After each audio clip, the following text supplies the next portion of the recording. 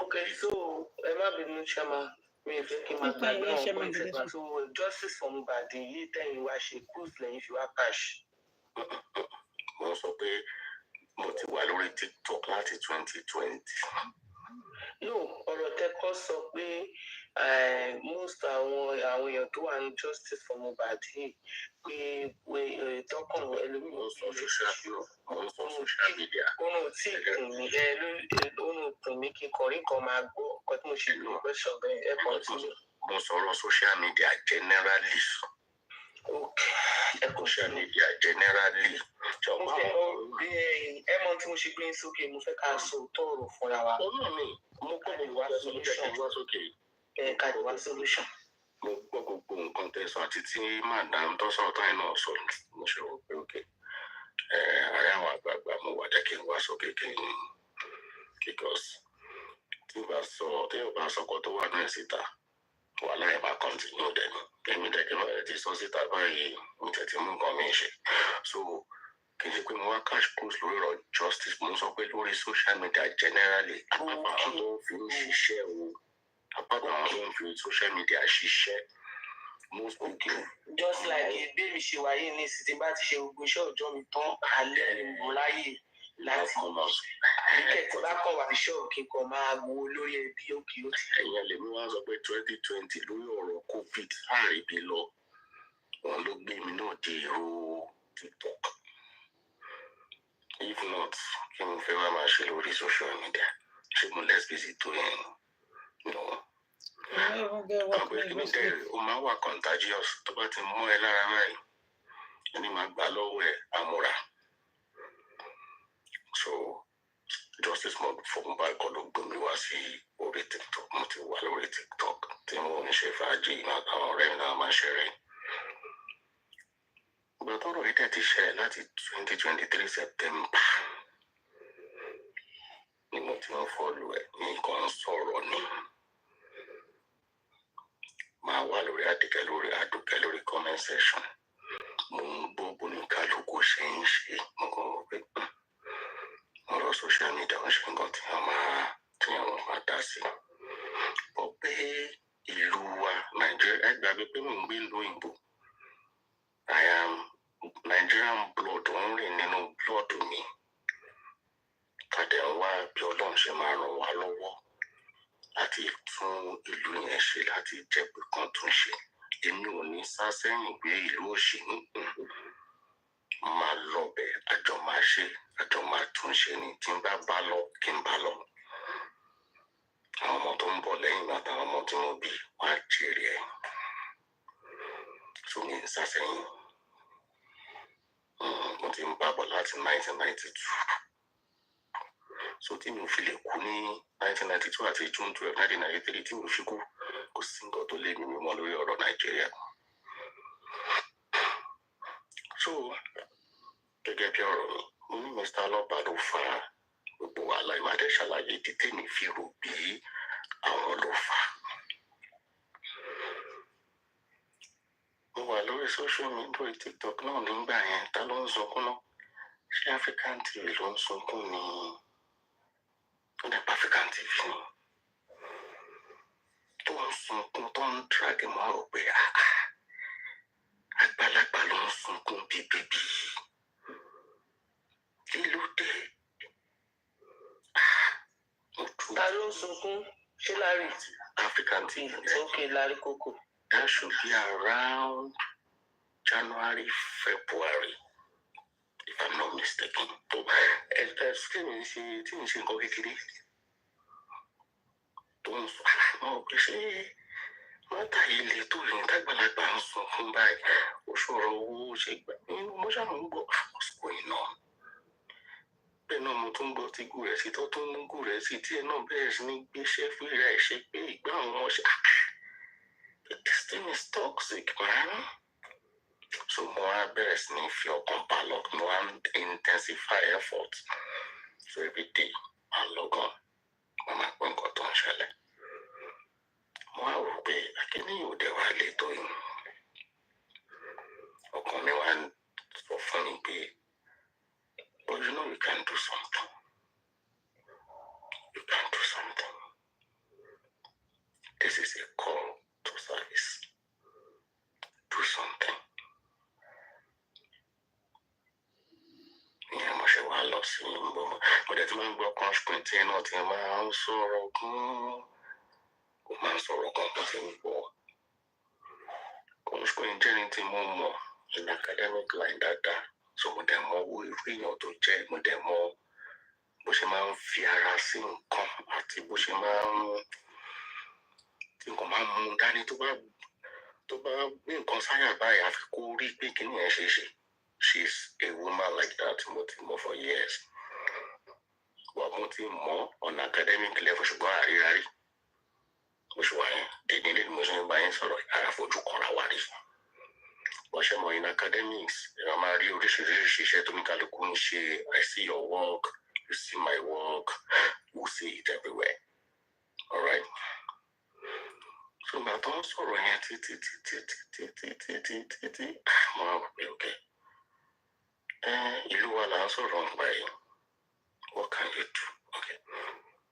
Ìjọ yẹn mo wá lórí olórí ẹbí. To cut a long story short, mo ṣáà ṣe kámẹ́rà mi ìjọ yẹn. Mo introduce ara mi. Ibi tí mo ń gbèrè nílò ọba ń bí o. Mi ò mọ anybody rí Mohbad bàbá ẹ̀, mo ní anybody, I don't know any of them. I've never seen any of them in my life. But ìtara pé nǹkan báyìí lè máa lọ ń lù náà ṣe fẹ́ cheat bàbá yìí ni tó lọ́dẹ fẹ́ mọ̀ pé wọ́n ti fẹ́ cheat bàbá yìí pé ọ̀nà mi ò ní gbà. Bó tilẹ̀ jẹ́ pé ọmọ kò máa tábà mí díẹ̀, ọmọ rẹ́dí àti dúró pé gbogbo wa ò lè jọ sùn síbi kan náà ká kọ́rẹ́ síbi kan náà. A lè jọ sùn síbi kan náà ká kọ́rẹ́ síbi kan náà. Olóṣèlú ni mí. And that does not mean pé gbogbo àtòdìpadà tí ń tó ṣèlú káwájọ máa ṣe nǹkan tí ó dá. Ẹnìkan á yí padà wò pé àánú ọ̀rọ̀ tá ń gbà yìí kò dá. Àdé yanjú ẹ̀ náà dẹ̀ ni. So mo dẹ̀ volunteer pé okay, let me see what I can do. Ṣùgbọ́n tí n bá fẹ́ lọ o, ẹnìkan wà lórí panel yìí. Mo dẹ̀ fẹ́ kó tẹ̀lé mi. Wọ́n ní ta ló ń tàn, wọ́n ní cross screen gan wò pé who is talking? Mo ní yes, I know you. I will not step in if you don't follow. In fact, mo ní you lead, I will follow. Wọ́n yarí pé no. Mo wá sọ àwọn profile mo sọ àwọn kankan tó fi mọ̀ pé ní ìmọ̀ òun dáadáa. So she agreed. So to cut the long story short,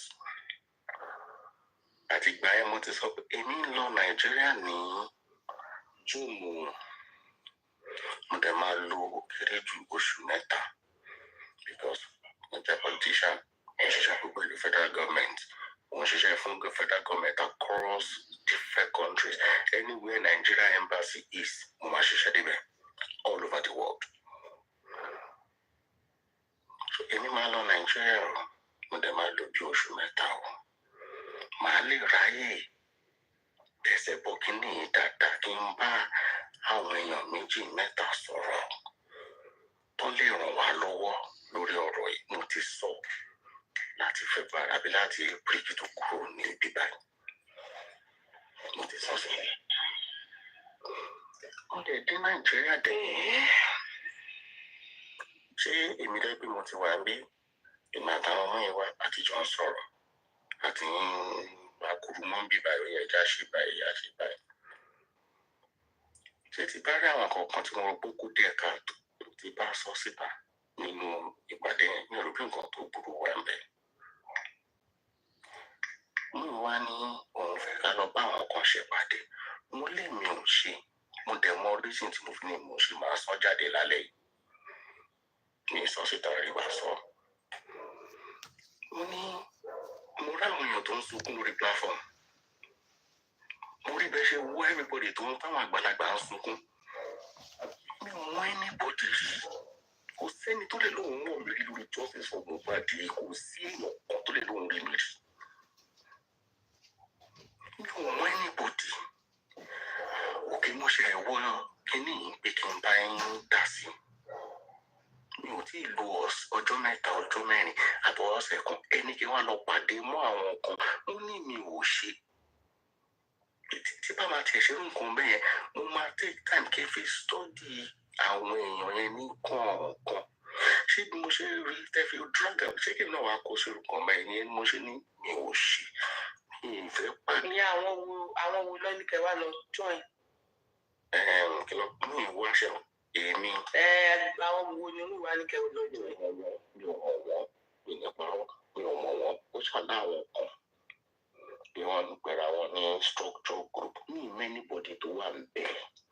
kó ṣùgbọ́n nǹkan ló ṣe máa ń sọ fún mi pé ẹni báyìí ni ẹni báyìí yàrá ẹ̀yà kí mi ò mọ̀ wọ́n I don't ọlẹ́dà ń kọ́ mi ò mọ̀ anybody. báwo lẹ ṣe get in touch pẹ̀lú wíwá.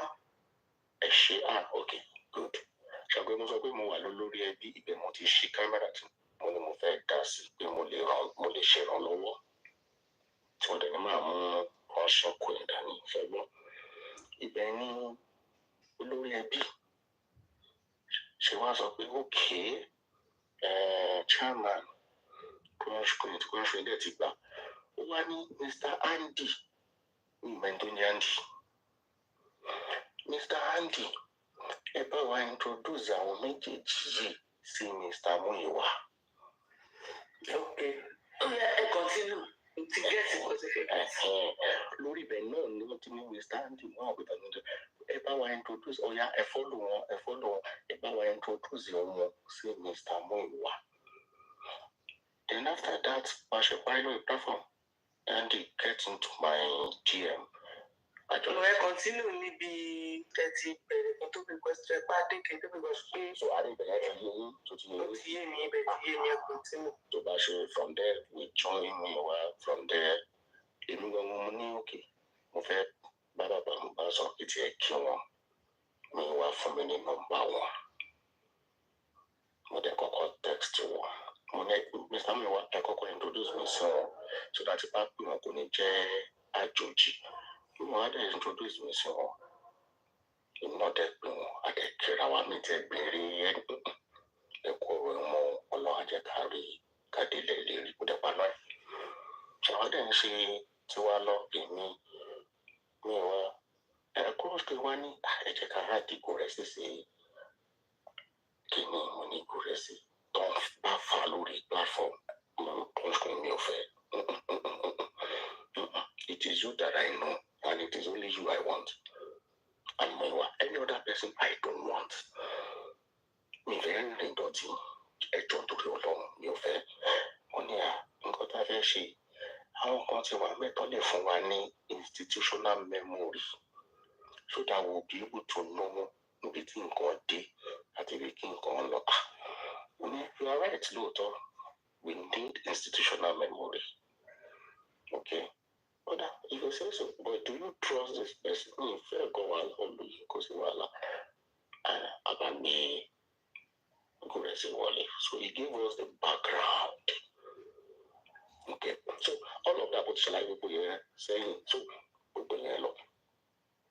We are done ní káwá papọ̀ oní ẹ̀mí ọ̀ṣẹ́. Mo mú fún wọn náà advice mo ní Mr. Muyiwa níbi tí nǹkan dé ẹ lọ bá bàbá wọn bá kẹjọ jọ fi ìpọn lókun kẹwàá èèyàn bíi 5, 7, 9 I don't have to be there, but I think this is how things can work better. Get 7 people or 9 people. And the other group, any council, it may be 11 or 12, whatever it is. But today, darling, on the dissolve group, could be me, could be me, not a rodale. Gomo Wakini, Owoni Nono. I'm going to be devoting another time. Láti máa fi ṣe ẹ̀dẹ̀ dísọ̀ fún báwo lè ṣe fẹ́ bí mi inú tí mò ń gba sálárì ń bẹ̀ kò bí mi inú láti àárọ̀ dalẹ̀ fa. ọ̀nà lókè ọjọ́ òkè mo dá kó máa lọ́n tiẹ̀ ìyàn ní kí n má dẹ̀ lè sọ̀rọ̀ lórí láàfọ̀ mo dẹ̀ jáde mo ní ẹ̀yìn èèyàn mi lórí bàbá yàgò àti lórí ẹbí nǹkan tí mo ní mo fẹ́ lọ ṣe wọ́n ti dísọ̀ gbogbo ìnílé ìṣe mọ́ òun kí anybody má béèrè anything lọ́wọ́ mi o ti yọra mi o wọ́n ti disọ group kò sẹ́ni tí wọ́n fẹ́ bá sọ̀rọ̀ mọ́ ṣé ní ìwà tó ti kúrò ní group wọ́n fẹ́ bá sọ̀rọ̀ ní àbí bàbá mo ní so ẹ̀yin ẹjọ́ ẹ má sọ pé ẹ̀rọ léèyàn kan ń bẹ̀ ò mi ò sí ń bẹ̀ mọ́ o Kọ́ńṣkọ́ also did the same thing disclaimer what it is all good so our responsible pẹ̀lú kò fún mi mọ́ o kò sí jà kò sí aṣọ ní Otumba, go sit down. Go sit down. You know you better person. Go sit down. Go and marry your two wives. Small man where they marry two wives. Nàìjíríà Abuja ni mò ń gbé mo nílé l'Abuja mo nílé ń Jẹ̀bú mo nílé l'Èkó so anywhere bí mẹ́tẹ̀ẹ̀ta mo kàn lè dé sí it depends bí ti bá ń lọ. Who see that you dey talk about? You say you be better person. You be alligator person. Ṣé nǹkan tẹ fi ní bàbá Mohbad ló fà á lè ṣàlàyé fún mi? Ibẹ̀ mo ń lọ yìí. Okay. Bàbá Mohbad ṣe wà sábòjọ́ wá sí bẹ̀rẹ̀ tẹ́tẹ́. Ṣé mo dẹ̀ ṣe wà yìí Ọlọ́run dẹ̀ mọ̀ àwọn tí mi mọ̀ mi ń gbé iṣẹ́ kan láì máa jẹ́ kí tí mẹ́bà mọ̀ tí mẹ́bà tí mo mìíràn gbé àdìdì àti ìkọ̀ṣọ́ máa béèrè. Mo fẹ́ ṣe kankan ṣe kí n ṣe tó bá ní kí n ṣe at least mo ń kárí wọn lọ. Why you go say you dey need your accountability? Now you sponsor this thing, abi na you pay those goats for me. That's a good idea o. Ẹ lọ kí wọn because tẹ́ ẹ bá lọ kí wọn àwọn tó ń bá gbọ́ pé ẹ wà l'Abuja ẹ̀ẹ́dẹ̀ lọ kí bàbá wà ní ẹ̀ẹ́dẹ̀lẹ̀ ń wá justice. Mo ní àmì òfẹ́ wàhálà ní ọ tẹ́tẹ́ ni mo jókòó mi ọ wọn ni Andy kan ló sọjọ́ tí ó ní is a good idea ẹ lọ kí wọn. Mo dẹ̀ gbé fóònù mi mo pè wọ́n inú ọ̀dì story ẹ má jẹ́ kí n tún máa lọ sí òpó yẹn mọ́. Àjà àwo àṣefàájì àṣenkan tí a sọ̀rọ̀ bí tọmọ ti yá gbogbo nǹkan tó yẹ ká sọ ń bẹ̀ àsọ ń bẹ̀ tí ò dẹ̀ gbọ́dọ̀ jáde kó dẹ̀ ti jáde nìyẹn mi mú bó ṣe jáde kó dẹ̀ ti jáde nìyẹn. Ó di wàhálà ẹ̀ àkórí platform yìí náà dẹ̀ mú wá ń jọ ẹ̀ àfi sọ̀rọ̀ yẹn tó ń tẹ̀ fi orí platform yìí ni Báyọ̀ láti púpọ̀ Báyọ̀ bílíọ̀n chairman tẹ́ni tí n bá ṣe bàbá within the next so ẹ̀yin ni máa mú ẹ̀yin àgbáyà òṣì mo ní nǹkan tí mo fi inú dídùn ṣe tí mi ò rò bí sẹ́ni bọ̀ dí lẹ́ni wá ń sọ báyìí ok no problem èmi mo tọ́nà wá problem ká ní mo ti jókòó ara mi ní gbogbo nǹkan báyìí nírànú mo dẹ̀ yà wọ́n dé mi ṣèjọ́ kejì ní àbíjọ́ kẹta ẹ lọ sórí Facebook kẹ lọ wo picture mi lórí Facebook kẹ lọ wo gbogbo ìkọ̀kọ̀. Which kind lie you can't lie for you when your voice low for you? Nǹkan tí mò ń sọ yìí ó pa kárí àmì jẹ́ díẹ̀ ló kù. Ṣáà pé mi ò dẹ̀ ń ṣe èèyàn social media sómi gbogbo wàláhì Ọlọ́run ló yọ ọdún jẹ́ bíbí mi lọ sókè ni. You know why you not come push? You say you want go by yourself. That you not go by yourself. Àwọn èèyàn mi wá àwọn professional colleagues wá ń pè pé kọ́. You say you want by yourself for that come What on is this social on media. Facebook? What is this on Facebook? Mo àwòrán bá ìgbé ẹ̀ bá mi. Wọ́n bí wọ́n bá mi lórúkọ jẹ́. Kí ni mo ṣe? Why you can't sit there? Ìyẹn wá kéré ìjọ́ kejì. Another one picture mi ìyẹn látọwọ́ Bukky Jesse o. Àti àyà ní Yínká. Òun bá Kọ́ńṣkọ́ náà kò tẹ̀ òun kọ́ ló ṣe yẹn. Àwọn méjèèjì àti justice ni wọ́n fẹ́ lọ ṣètò wọ́n fẹ́ ṣètò bàbá wọ́n fẹ́ pa nǹkan kan lórí Facebook lórí YouTube tẹ́ bá lórí YouTube ń ṣe ẹ̀ ṣe bá ń bẹ̀. Bàbá marriage your two wives. Kí ni mo rí lórí YouTube yìí? Kí ni mo rí lórí Facebook yìí kò rẹ́sì? Ẹlẹ́dàá ẹ̀ dẹ̀ mọ̀ pé àdó gbogbo nǹkan tó ń sọ yìí ó mọ̀ pé mi ò ṣe o. Call Baba Mohbad. Tell Baba Mohbad to call Bukky to order to stop this. Rẹ́sì ni ó ti kú lọ́wọ́ òun. It has gone out of hands. Òun ò lè stop ẹ̀ mọ́. Ò lè stop ẹ̀. Mẹ́sẹ̀jì ẹ̀ṣọ́ wà lórí fóònù mi. Mo pe Baba Mohbad títí kò gbé. Mo pe mú ìwà títí kò gbé. Mo pe mo mi láìtọ́n ẹ stop kìíní. Ẹ̀yin lẹ́nu mọ Bukky mi ò mọ Bukky Jesse rí mi ò bá sọ̀rọ̀ láyé.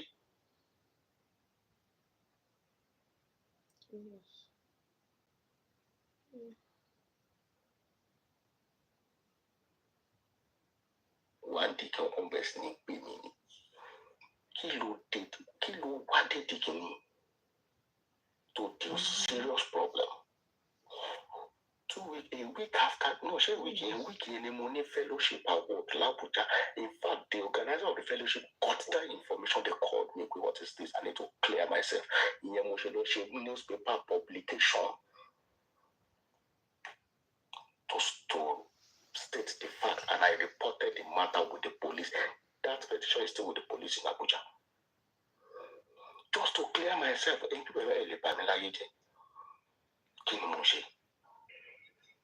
kí ni mo ṣe tí mi ò ṣe mo sọ nǹkan tí ó yẹ kí n sọ ni. Baba Mohbad was supposed to have stopped that matter from escalating, but he kept mute. Papa Mohbad matter na go buy you. Wetin Papa Mohbad do you? When Papa Mohbad go stop the matter. He call you. Now let me shock you. The same thing to one also for Ayaminka. Ọkọ Ayaminka rí picture ẹ̀. Wàláhì àgọ́mọ́kànlá alẹ́ ní Ayaminka ké pè mí pé ọkọ wọn ti lé wọn síta. Kò yẹ kí n sọ̀rọ̀ yìí máa sọ lálẹ́ ní àgọ́mọ́kànlá alẹ́ ìyàwó oníyàwó. Mbolowa lójú ilẹ̀ láti ilé ìmúsílẹ̀ Ayaminka ó fẹ́ tó bí 45 minutes kọ́ gbọ́dá. Mo ní láti drive ní òru yẹn. Mo lọ ń dọ̀bálẹ̀ ẹsẹ̀ méjèèjì tí mo lọ ń di bàbá yẹn mú. Pé kò jọ bẹ́ẹ̀ kọ́ lórí. Bẹ́ẹ̀ kọ́ ló gbàtà báyẹn rí olóhùn tí mo mú ìyàwó stop all this nonsense. Nígbà tí ọ̀rọ̀ protest ti ṣẹlẹ̀ nǹkan. Wọ́n ṣe mọ̀ pé kíní tó bá ti wà lára èèyàn, this justice tó bá ti wà lára ẹ̀, ó ti wà lára àti já. Ẹni bá bá já epo ń bẹ̀, àmọ́ra tó bá lò ní ṣe mọ́ ẹjọ́ kejì wà tó bọ́ bẹ̀. Mo lọ dọ̀bálẹ̀ tí mo bẹ̀rẹ̀ sí ní bẹ̀ máa ń pé kò jọ bẹ́ẹ̀ kọ́ lórí jẹ́ kí ìyá yìí wọlé nǹkan kan. Màmá ẹ̀dẹ́gbẹ̀. Gbogbo nǹkan tó ń sọ ìlẹ́lẹ́rìí o. Gbogbo ṣe ń rìn lálẹ́ ọjọ́ ẹ̀ gbogbo ni mo rí kọ́ọ̀tù lẹ́lẹ́rìí ó ní rẹ́kọ̀ọ̀dù. Kò pẹ́ náà ìjọ kẹta àbí ìjọ kẹrin síra wọn. Chairman onídógún. Àwọn ẹjọ́ ẹ má bínú pé mo interject. Wọ́n mi jọ́kẹ́ ń ṣe bí lady Àjọkẹ́ Grace yẹn ni. Mo ti rí kóòtù block ẹ̀ mo ti rí òun ni. Okay. Ẹ má bínú ṣáà continue sir. Thank you. Ló bá ìjọ kẹta àbí ìjọ kẹrin. Kọ́ńfì. Ṣé kọ́ńfì ni? No, booking tó crush coin àbí chairman tó crush coin. Bó ṣe tó crush coin tán ló gbọ́ sórí Ayaminka. Ó jọ ń dún àwọn méjèèjì pọ̀ ní nǹkan lórí YouTube. Mo ṣe ń bá yín sọ all those things are still there. Ẹ wá ní kúrò mi máa dàrú. What is all of this nonsense? Mo dẹ̀ wò pé okay. I know what to do. Èmi mo kóra ní sí. Adẹ̀rọ̀ ayọ̀ra mi kúrò mẹ́. Àwọn á dúró lórí yẹn nìkan. Oríṣiríṣi irọ́. Wàláhì àtẹ̀yẹ tó ń sọ kò sí òótọ́ kankan bẹ́ẹ̀. Èyí tó bá tẹ̀lé evidence kò gbé jáde. So why will you now be lying on somebody? Okay, àwùjọ tí mo wá sọ́dọ̀ yín. Chairman ó lé. Kí ni mo rà nígbà yín? Kí ni mo ta ni mo jí wọn náírà lọ́wọ́ ẹ̀? Gbogbo kíní tẹ̀ ń ṣe yìí ṣé mo oríṣiríṣi máa ń lọ lórí ìpínkọ̀ máa gbọ́ tó bá tún ti bẹ̀rẹ̀ orúkọ mi báyìí máa wà ní comment section máa kàn máa gbọ́. Àtẹ̀tò ọ̀tọ̀ àtẹ̀tò òṣojú wọn àti gbogbo ẹ̀ lọ́wọ́ change narrative. Mo ń ṣiṣẹ́ pẹ̀lú mi, mo ń ṣiṣẹ́ pẹ̀lú Elégùṣì, mo fẹ́ set up bàbá àti ìyá Mohbad, mo fẹ́ set wọn up kí ìyá Mohbad lọ pa bàbá Mohbad mo yẹ gbà mí nítorí ọlọ́. Ìbá máa jókè ẹ fi ọ̀rọ̀ yìí ṣíra yín o kẹ́ fi ṣírò ara yín wò. Àtijọ́ yẹn nọ́mbà mi wá o, nọ́mbà bàbá Mohbad o, nọ́mbà Gùrẹ́sì o delete everything lórí fóònù mi. Wipe gbogbo ẹ̀ off. Kì í ṣe dandan. Òótọ́ èmi kọ́ mo lọ́mọ. Ìtara ọmọ Nàìjíríà, ìtara ẹ̀gbọ́n, ìtara bàbá ló ṣe mí. Tí mo náà fi ní kí n dá sí. Tí bá wọn pè bí gbogbo ẹ̀ ṣe ń rí lórí bí sí TikTok rẹ̀ wà láì ní tí ní dá sí for 1 second mi ní dá sí. Ayọ̀bí ló máa lanu ẹ̀ gbàgà kó máa gbé mi lórúkọ kó máa sọ mí lórúkọ tí bàbá ò sọ mí. Ṣé yọ̀ọ́ dáadé àbí kí ló ń gbé gbogbo ẹni mò ń gbọ́. Jẹ́ nǹkan tí bàbá Mohbad fi jẹ̀bi mi. Bẹ́ẹ̀ni, because he has opportunity to stop it, but never stopped it. Till today, no. Ṣé bàbá Mohbad máa láwọn nǹkan tó ń ṣẹlẹ̀ gbogbo fracas? Ó kàn ní láti pe one or two people. Gẹ́gẹ́ bí àgbàlagbà bí mi ṣe rò ó, òun lè má rò bẹ́ẹ̀ bọ̀ bí mi ṣe rò ó. Kọfí, kókì, kò rí bẹ́ẹ̀ o, ẹ dákẹ́ o. Mi ò fẹ́ wàhálà o. Gbogbo wọn á dákẹ́, àbí bẹ́ẹ̀ kọ́? Bí mi ṣe fíìmù nìyẹn o, ó lè má jẹ́ bẹ́ẹ̀ o. But never call anybody to order and say, stop. Ìyẹn ní tèmi ò mi sọ tẹ́lẹ̀ mi ò bọ̀ tèmi o. I will hold on to that. Okay. Ẹ ṣe ẹ ti délẹ̀. Shaman, ọ̀rọ̀ tí mo bá fẹ́ sọ fún yín lálẹ́, ẹ má jẹ́ kó bí yín nínú. Tó bá bí yín ní ẹjọ́, ẹ má bínú. Màá kọ́kọ́ bẹ̀rẹ̀ wípé ọ̀rọ̀ Yorùbá tó sọ pé bádìẹ dá mi lóògùn máa fọ́ lẹ́yìn. Nǹkan tí ẹ fi ọ̀rọ̀ yẹn ṣe ni.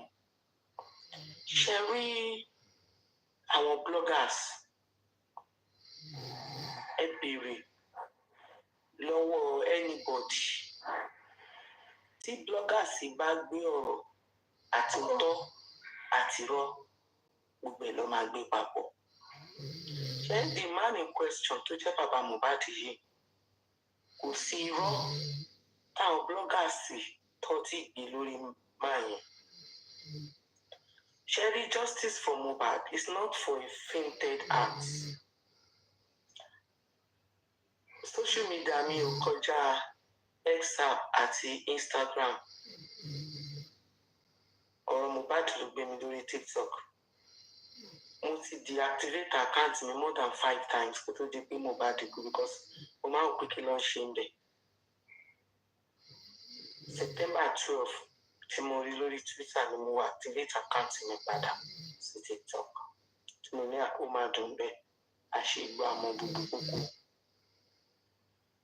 Ṣé rí approach tẹ̀lú sí ọ̀rọ̀ yìí? Ó wrong gan, ẹ má bínú, ó wrong. Ṣé rí bàbá Mohbad tẹ̀ wọ́n yẹn? Bàbá Mohbad ò lápò. Mi bá yín sọ pé bóyá wọ́n ń kọ àbí wọn kọ yóò. Bàbá Mohbad ò ní àpò. Ṣé rí ọ̀rọ̀ àwọn bloggers yẹn?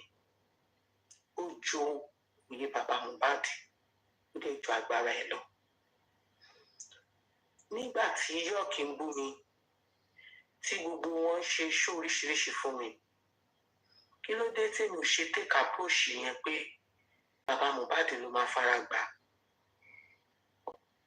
Ṣèbí bàbá Mohbad ń rí wọn, kò dé stop wọn pé kọ́ yẹn ṣe nǹkan yẹn, kí n take approach yẹn pé òun ló máa fara gbà. Kálẹ̀ yìí ò lè dá wọn lóhùn fún ara yín. Ẹ̀yin náà wá blogger tẹ́ máa sanwó fún pé blogger yìí ó ń bà mí lórúkọ jẹ́. Ó fẹ́ kó bá mi fún lésì, kó bá mi dá padà fún. Ṣé approach yẹn ìbá dá? Please mute your mic ní user. Ìbá dá ju ẹ wá múra yín sáàárín àwọn ọmọdé. Ẹ wá lọ wọ́n wá ń wá mistake bàbá Mohbad. Ẹ wá jókòó sáàárín wọn. Wọ́n wá ṣe kí ni wọ́n wá ń bú bàbá Mohbad. Ẹ̀yin náà wá bá wọn bú. Nínú gbogbo ọ̀rọ̀ tẹ̀sán sílẹ̀ yìí, mo rò bí a máa gbọ́ ibi tí bàbá Mohbad ti sọ̀rọ̀ sí yín ni. Ṣùgbọ́n mi ò gbọ́ kọ̀ọ̀kan nínú ẹ̀ ju wípé àwọn bloggers wọ́n drag yín, wọ́n blog yín, wọ́n ṣe gbá, wọ́n ṣe àwò. Thank you for coming. Ẹ búkú má bínú sá. Tó náà mo ṣe bẹ̀rẹ̀ síwájú wípé nǹkan tí n bá fẹ́ sọ lálẹ́ kẹ́ má fi bínú. ṣé mọ̀ pé ọjọ́ tí wọ́n wá ṣeré ṣòfò lórí platform mi ṣé mọ̀ pé mo fẹnu ara mi tún sọ fún yín pé kẹ́ má bínú kí ló dé tí mi ò ṣe rí yín nírìí wípé mi ò lè sọ fún yín pé kẹ́ má bínú nǹkan tó ṣe fún yín kí ló dé tí mi ò ṣe sọpọ́ọ̀tì wípé ẹjọ́ kan tí mo ti gbọ́ yẹn mi ò fẹ́ gbọ́ etí kejì ìdí tí mo fi sọ fún yín nìyẹn wípé ẹ ní nọ́mbà bàbá Mohbad lọ́wọ́ ó yẹ kẹ́ ẹ pé bàbá Mohbad pé bàbá Mohbad gbogbo nǹkan tó ń ṣe fún mi yìí ṣe ẹ rí ni kẹ́ wá gbóyè sí yẹn kó tí bàbá Mohbad máa sọ níbi ibẹ̀ yẹn o chairman I respect you mi mo mọ̀ pé kì í ṣèyàn kékeré ṣùgbọ́n approach yẹn ò dáa approach pé kàkà kíkú má jẹ sìsì màá fi ṣe àwàdànù òun ni approach tẹ̀sí yẹn dó ẹ̀yin kọ́ lẹ gbé platform kalẹ̀ o dó ẹ̀yin kọ́ lẹ bring up topic yìí tó ṣe bẹ́ẹ̀ o but for the mere fact wípé ẹ̀ ń contribute sí nǹkan tó ṣe yẹn ẹ fi ń bú bàbá Mohbad kò jẹ́ ká tó bù yín kù èèyàn gidi ní èèyàn ńlá ní ipò tó bù yín kù pẹ̀lú status yẹn no matter what iná mọ̀ níjó wa o òun ló máa mú mi padà sí ìwà tí àríkòkò wù sí bàbá Mohbad ṣẹ́rí tí mo máa ń dislike àwọn èèyàn tó máa kó pé sister well thank you tó máa ń rí pé èèyàn wà ní vulnerable state tó máa ń take advantage vulnerability ẹni yẹn tó fi máa ń manipulate ẹni yẹn mo máa ń dislike irú àwọn èèyàn bẹ́ẹ̀ Larry ò tí ì sun ẹ̀jẹ̀ ó sì máa sun kànga kò ní ṣẹlẹ̀ sí yín kò ní ṣẹlẹ̀ sórí kọ̀ọ̀kan nínú wa níbí báyìí mo fẹ́ fi ọ̀tá yín sí position yẹn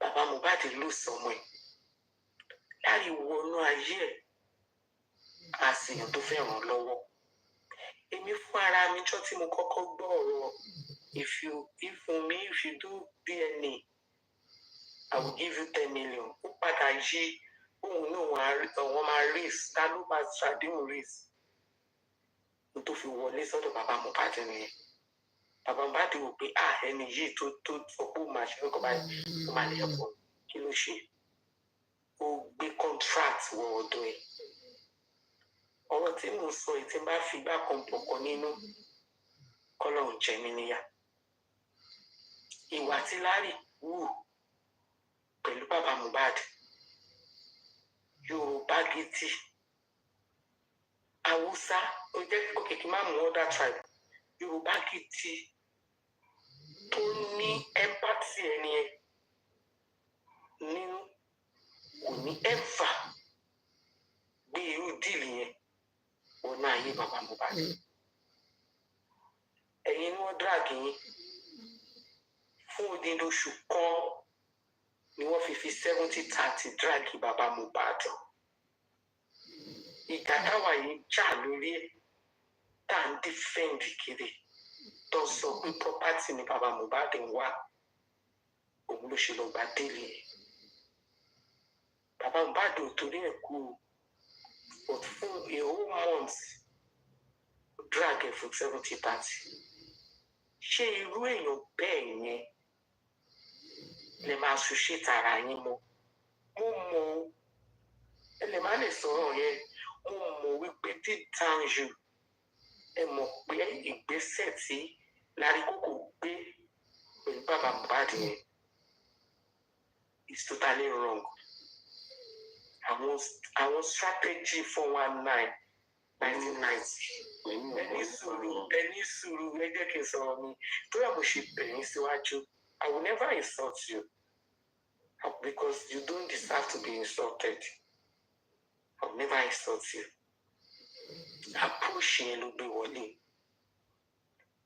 no matter what you have tried your best on this justice for Mohbad that is why tí mo fi máa sọ pé nobody is anti-justice tó bá fẹ́ pé anti-justice ti mú mi ni ìjà ló dé òun lórí fi di òwe láàrin gbogbo yín that's why màá fi sọ pé kó má ṣe bẹ́ẹ̀ but pé ẹ ṣe tó tó yìí fún mi Joseph Aloba ìwọ ló máa sọ fà ẹ ṣe wípé àwọn gúrùpù tó máa ń gbé ọmọ ọlọ́mọ ṣépè tójú orí Liam ló máa ń da ìpè yẹn lé lórí nǹkan tẹ̀ ṣe nìyẹn ìka tó bá ṣẹ̀ ló bá ń gé àwọn tó pè yín lórúkọ àwọn tó bú yín àwọn tó blog yín àwọn gbogbo ló yẹ kẹ́ fún ní ìsìn yẹn kò ṣe bàbá Mohbad nítorí pé ó wù wọn kò kọ́ṣọ́ wọn òun lẹ̀ṣẹ̀ tó ṣẹ̀yìn kò ń ṣe ẹ̀ṣẹ̀ ní ojú tàwa o torí tí bàbá Mohbad tó bá pe blogger 1 tó pe blogger 2 ní kí ló dé tẹ̀ ń ṣe nǹkan tẹ̀ ṣe fún ẹnìṣ wà láìta láìsí mọ́bí lẹ́lẹ́sì odindi ọjọ́ mẹ́ta wọn á fi ṣe ṣó fún bàbá Mohbad ṣé inú yín máa wá dùn ẹni tó ṣẹ̀ sọ ọmọ yẹn mo fẹ́ pèsè o mo dẹ̀ fẹ́ ká wá solution sí nǹkan tó ń ṣẹlẹ̀ yìí because every one of us pátápátá ló wà important nínú justice for Mohbad nǹkan tó bá fi lè mú èmi tó jẹ́ pé almost all the hosts àtàwọn commenters àti panelists wọn tó drag me back to back for complete 2 weeks tí mi ò sọ wípé bàbá Mohbad ni máa fi kú gbálẹ̀ tí máa fi kú Ifá yẹn kò yẹ kẹ́ ṣe nǹkan tẹ́ ṣe yẹn. Nígbà tí mi ẹni sọ̀rọ̀ ṣàmúmọ̀ mọ̀ pé social media space bàbá mi yìí mọ̀ mí láṣẹ ọjọ́ sọ̀rọ̀ dáadáa kò dẹ̀ mọ ohun tí mo tó mọ orí ọ̀sẹ̀ mo jẹ́. bàbá Mohbad lè gbé gbèsè yẹn ọkọ tí mo ṣe ń fi tèmi ṣe ẹ̀sánpò òwe oríṣiríṣi fún yín nìyí ṣe bí mo ní nọ́mbà bàbá Mohbad kí ló tí mi ò ṣe rìpọ́ọ̀tù fún pé ṣé nǹkan tó ń ṣe yìí dáa ṣé nǹkan tó ń ṣe yìí dáa ṣé nígbà tí wọ́n parọ́ kábìtì mọ́ mi pé mo pe mú ìwá gbogbo tó ń ṣẹlẹ̀ ní pẹ́sì mo sọ fún kí ló tí mi ṣe sọ fún fèsì bàbá Mohbad kí n sọ fún pé ó dẹ̀ lè pe àbúrò ẹ̀ àbúdẹ̀ lè pe ẹni tó obìnrin tó sọ yìí mi ò ṣe bẹ́ẹ̀ mo fún oníkálukú lésì tó tọ́ sí wọn ní blogger lẹ́yìn mi ò ṣe blogger o I'm a speaker Mohbad dẹ̀ ló sọ mí di speaker nǹkan tí mò ń ṣe tó bá sọ pé mo tiẹ̀ máa ṣe máa ní láéláé because tí ọba ti bá mi tó bá pè mí lórí fóònù tó bá ti bá mi rojọ́ jù tó bá ti tó 5 minutes báyìí bí mo ṣe fẹ́ kọ́ọ̀tì fóònù yẹn ni mo máa wá so kí n wá lè dúró fún 5 hours máa sọ̀rọ̀ lórí TikTok ní ìtì ìgbà pé mo lè ṣe tẹ́lẹ̀tẹ́lẹ̀ mo ignore ni mo máa ń fi ṣoṣù mo fi ń para gbọ̀ngbà tí wọ́n á rí i pé inú mi ti wú mo ń láti bẹ́ ni mo ṣe respond ìka tó dẹ̀ ṣe òun ni mo kéwò mi ò kọjú sí bàbá Mohbad bẹ́ẹ̀ yẹn. madam dọ́kẹ́ ẹ jẹ́ ká ṣẹ̀rí ọ̀rọ̀ yìí ọwọ́ yín náà ẹ̀jẹ̀ ń dá padà sí yín lọ́wọ́ ọ̀dọ̀ bẹ́ẹ̀ kọ́kọ́ tì sí pẹ̀lú àwọn àti sí yẹn padà pé ẹ̀yin ni host ẹ̀yin ni blogger ẹ̀yin ni sọ̀rọ̀sọ̀rọ̀ ẹ̀yin lẹ mọ ọ̀tún àtòsí gbogbo ilé tí wọ́n ń ṣe kiri màá rò ẹ̀ mi mo bẹ́ ṣe lè ṣe o ẹ jẹ́ kó everybody lọ stop ẹ̀. ẹ jẹ́ kí mi délé ṣẹ́rí gbèsè tí yẹ ṣẹ́rí wíwá tẹ́wá mi lálẹ́ ẹ ti jẹ́ kó rọ̀ mí lọ́rùn láti lè lọ káàkiri inú mi dẹ̀ dùn pé àwọn èèyàn mi wà ń bí wọ́n máa mọ ìdí tí mo fẹ́ fi lọ káàkiri yẹn but nítorí pé ẹ̀yin jẹ́ àgbàlagbà láàrin wọn òun ni mo ṣe kọ́kọ́ fẹ́ jẹ́ pé kí èmi kọ́kọ́ sọ mind títí mi fún yín kí n sọ opinion mi fún yín so by the time tí mo bá máa bẹ̀rẹ̀ sí ní gbígbèsè yẹn mi ò ní jẹ̀bi. Ẹ ṣe jẹ́ kó sọ nǹkan tó fẹ́ kẹ́ ẹ ṣe. Kò ń ṣe máìdí ilẹ̀ máa sọ. Ẹ máa ẹ béèrè pé kí ni ìgbésẹ̀ tó fẹ́ kẹ́ ẹ gbé kẹ́ ẹ fi lè yanjú ọ̀rọ̀ yìí. Ṣé ẹ mà? Ọ̀dọ́ wọ́n fẹ́ kí ó tán. So báwo náà ṣe báwo kí lẹ̀yin rò? Ṣé ẹ máa pe àwọn kọ̀ọ̀kan sórí platform yín pẹ̀lú wọn ni? Ẹ máa sọ̀tẹ̀ ní ọ̀ ẹ máa lọ sí platform wọn.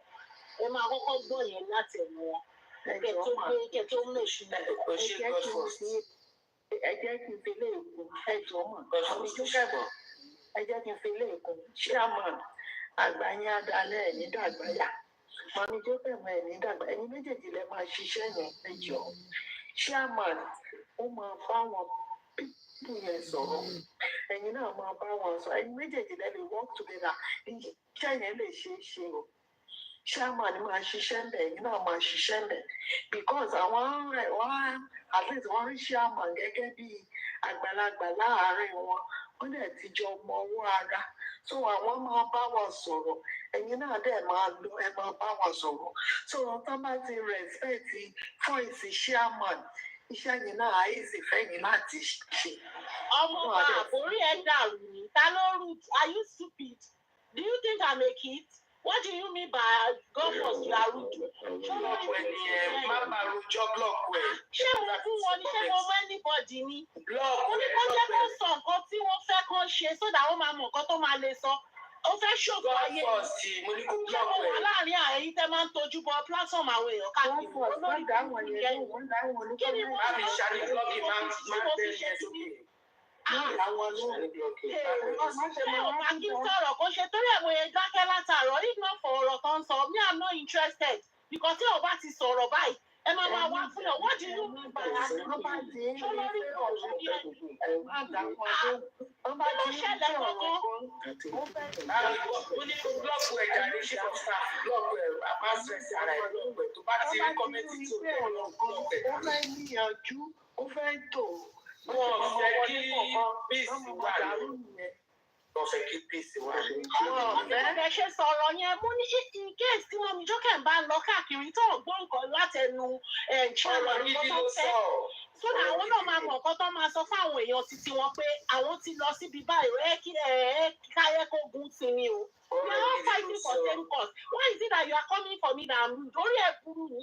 Ṣé mo jẹ́ ọmọdé ni? Are you part of us on this platform? Kí ló ṣẹlẹ̀ gbogbo ṣe lórí mi lórí platform yìí káàkiri ni? Kí ló kàn mí pẹ̀lú anybody? Àbúrò mi I ní know anybody. anybody.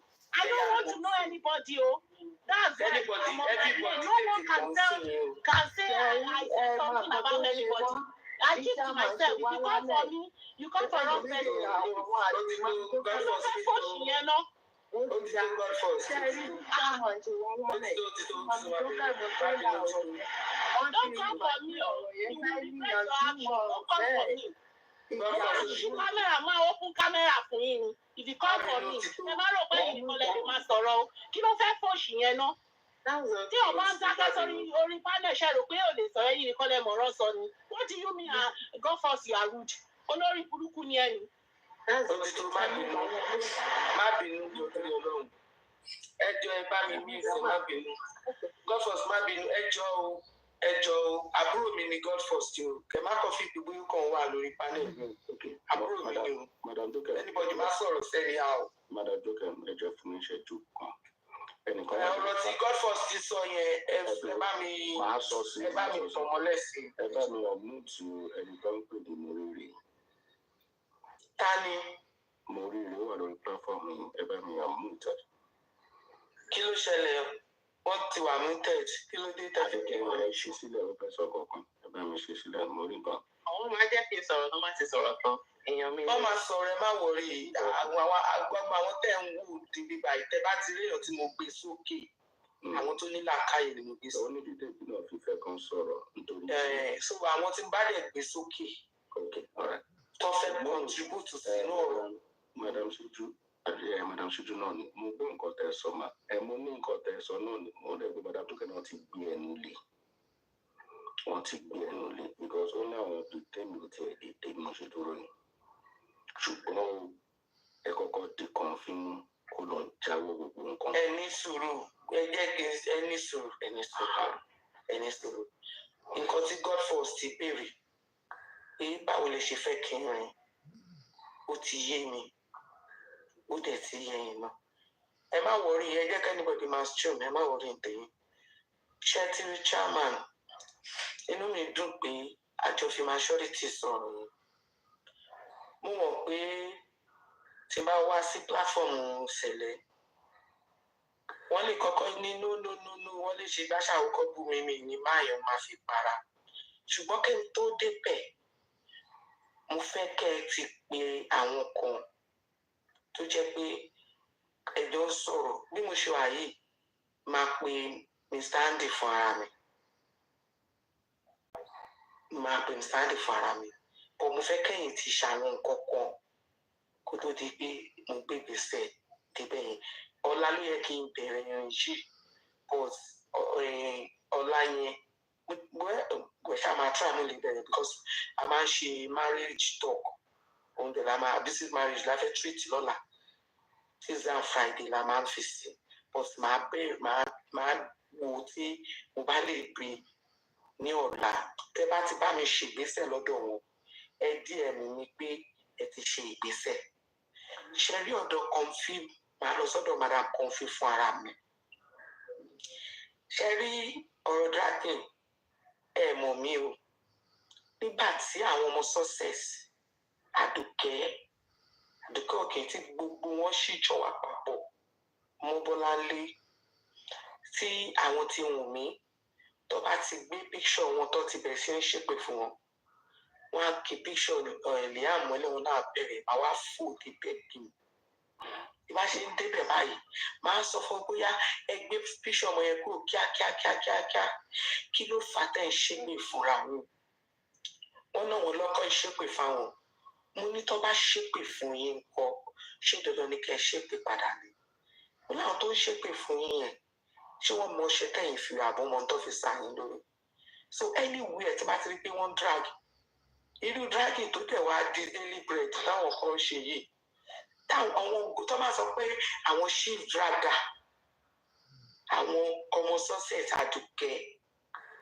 mo gbé fún wọn golden seal ṣùgbọ́n tí bá ti débẹ̀ báyìí àwọn sísè wa ní àbójúkẹ́ ti bí wọn máa stop nǹkan tá à ń ṣe yìí ní ìdílé kọ̀rọ̀ sí wọn lẹ́nu mo kẹ̀ máa stop nǹkan tó ń ṣe yìí màá ní tó bá já àárín ara wọn náà lọ ti ń jà màá tún sọ fún pé balẹ̀ ṣe ń bá ti justice jà pé gbọ́dọ̀ kọ́kọ́ mú nǹkan kan mọ́ justice tẹ̀ ṣe anybody tàbájọ́ ṣe justice for Mohbad no matter nǹkan tẹ́ni ẹ lè ṣe fún yín ẹ má kọlẹ̀ ní house tí ṣe máa ń bá wọn sọ̀rọ̀ nìyẹn even ìgbà tọ́rọ̀ wa ti bí ti ṣẹlẹ̀ náà mo láti kẹ́ẹ̀tì tó ṣẹlẹ̀ tí mo sọ̀rọ̀ sí ìdúpẹ́ kí ló fà á tó ṣe ọkọ̀ bẹ́ẹ̀ ṣòṣẹ́ lórí ìrìn yẹn mo lè rìn dáadáa ṣùgbọ́n mo kàn fẹ́ kẹ́ ti gbálẹ̀ ọ̀dọ̀ àwọn sẹ̀lẹ́dẹ̀ mi ni ṣé bá ti gbálẹ̀ platform yẹn dè mí by the time tí bá máa fi lọ síbẹ̀ ọ̀rọ̀ yẹn á lè ṣe sọ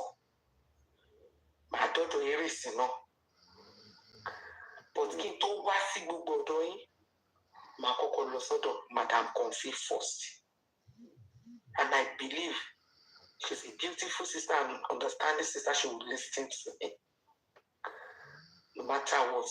She will listen to me but the platform wọn yẹn I sort the house goal kan ṣo ni gbogbo wa jọ lé which is justice for Mohbad everybody lè ní opinion to give her nítorí ẹ̀ ká wá sọ̀rọ̀ wa jẹ́ ọ̀tá ká máa bára wa jà lónìí ká máa bára wa jà lọ́la ẹ máa rí i pé látìgbà tí mo ti respond sí gbogbo insult yẹn àwọn insult tó kù tó tún ṣe lẹ́yìn ìgbà yẹn mi ò dáhùn mọ́ mo ti gbé kúrò because mo rò pé team justice ní gbogbo wa kí ni ìgbìyànjú kọ̀ọ̀kan wa ti máa bára wa jà lójoojúmọ́ fún I'm tired I don't want to do it anymore bó tí mo ṣe nìyẹn so chairman inú mi dùn ẹ ṣe wá sókè inú mi dẹ̀ dùn pé gbogbo ọ̀rọ̀ tí mo sọ ẹ fi ṣe ìlú rárá so ọlọ́run ọlọ́jọ́ ni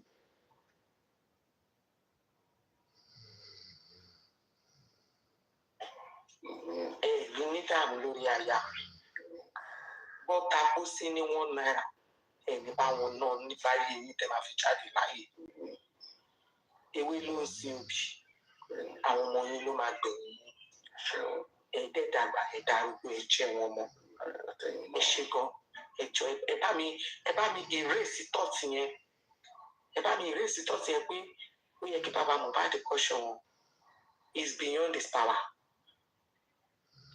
beyond ni kò sí nǹkan tó lè sọ sí tó bá ṣe bẹ́ẹ̀ ni bóyá ó ní agbára láti ṣe wájú justice. Bàbá máa ń jáde fún life. ẹ jẹ́ kí n sọ kan fún yín. Kọ́ máa tú sí ọ̀rọ̀ wọn lẹ́ẹ̀kọ̀ọ̀kan. Kò sẹ́ni tó gbọ́ tán kò sẹ́ni tó gbọ́. Bàbá dẹ̀ máa sọ bẹ́ẹ̀ o. Bàbá máa ń sọ chairman. ẹjọ́ jẹ́ kí n sọ fún yẹn. Ẹni sùúrù ẹjọ́ máa ẹni sùúrù mọ̀ ní ẹ má bẹ̀rù wa. Bàbá máa ń sọ bẹ́ẹ̀ o chairman. Ó yẹ kí n listen ní o. Ìjà tẹ́ ń bá ara wọn ní ìjà yìí. Kò lè ràn wá lọ́wọ́. Ẹ má jà mọ́ o. Nǹkan kan ṣú náà lájọ ń ṣe àtọ̀tún àtòsì tí bá fi parọ́ kọ́ lọ́hùn gbà àtọ̀tún àtòsì. Ibi tó lọ kóòtù kò yẹ kọ́rọ̀ ẹ lọ kóòtù. Ẹ fara yín mọ́ra ẹ wá jẹ́ wá gbọ́ fún ẹ jẹ́ wá sọ kọ̀kọ̀ fún yín lórí ìbẹ̀yìn ìjàmà. Gbogbo ẹ̀ náà la máa kó pọ̀. Mi ìfẹ́ máa yanjú gbogbo bẹ̀rẹ̀ náà pọ̀ tí mi ìfẹ́ máa fi nǹkan tí ò dáa wé kan. Ṣẹ́rí lárí kókò ó ṣàṣejù.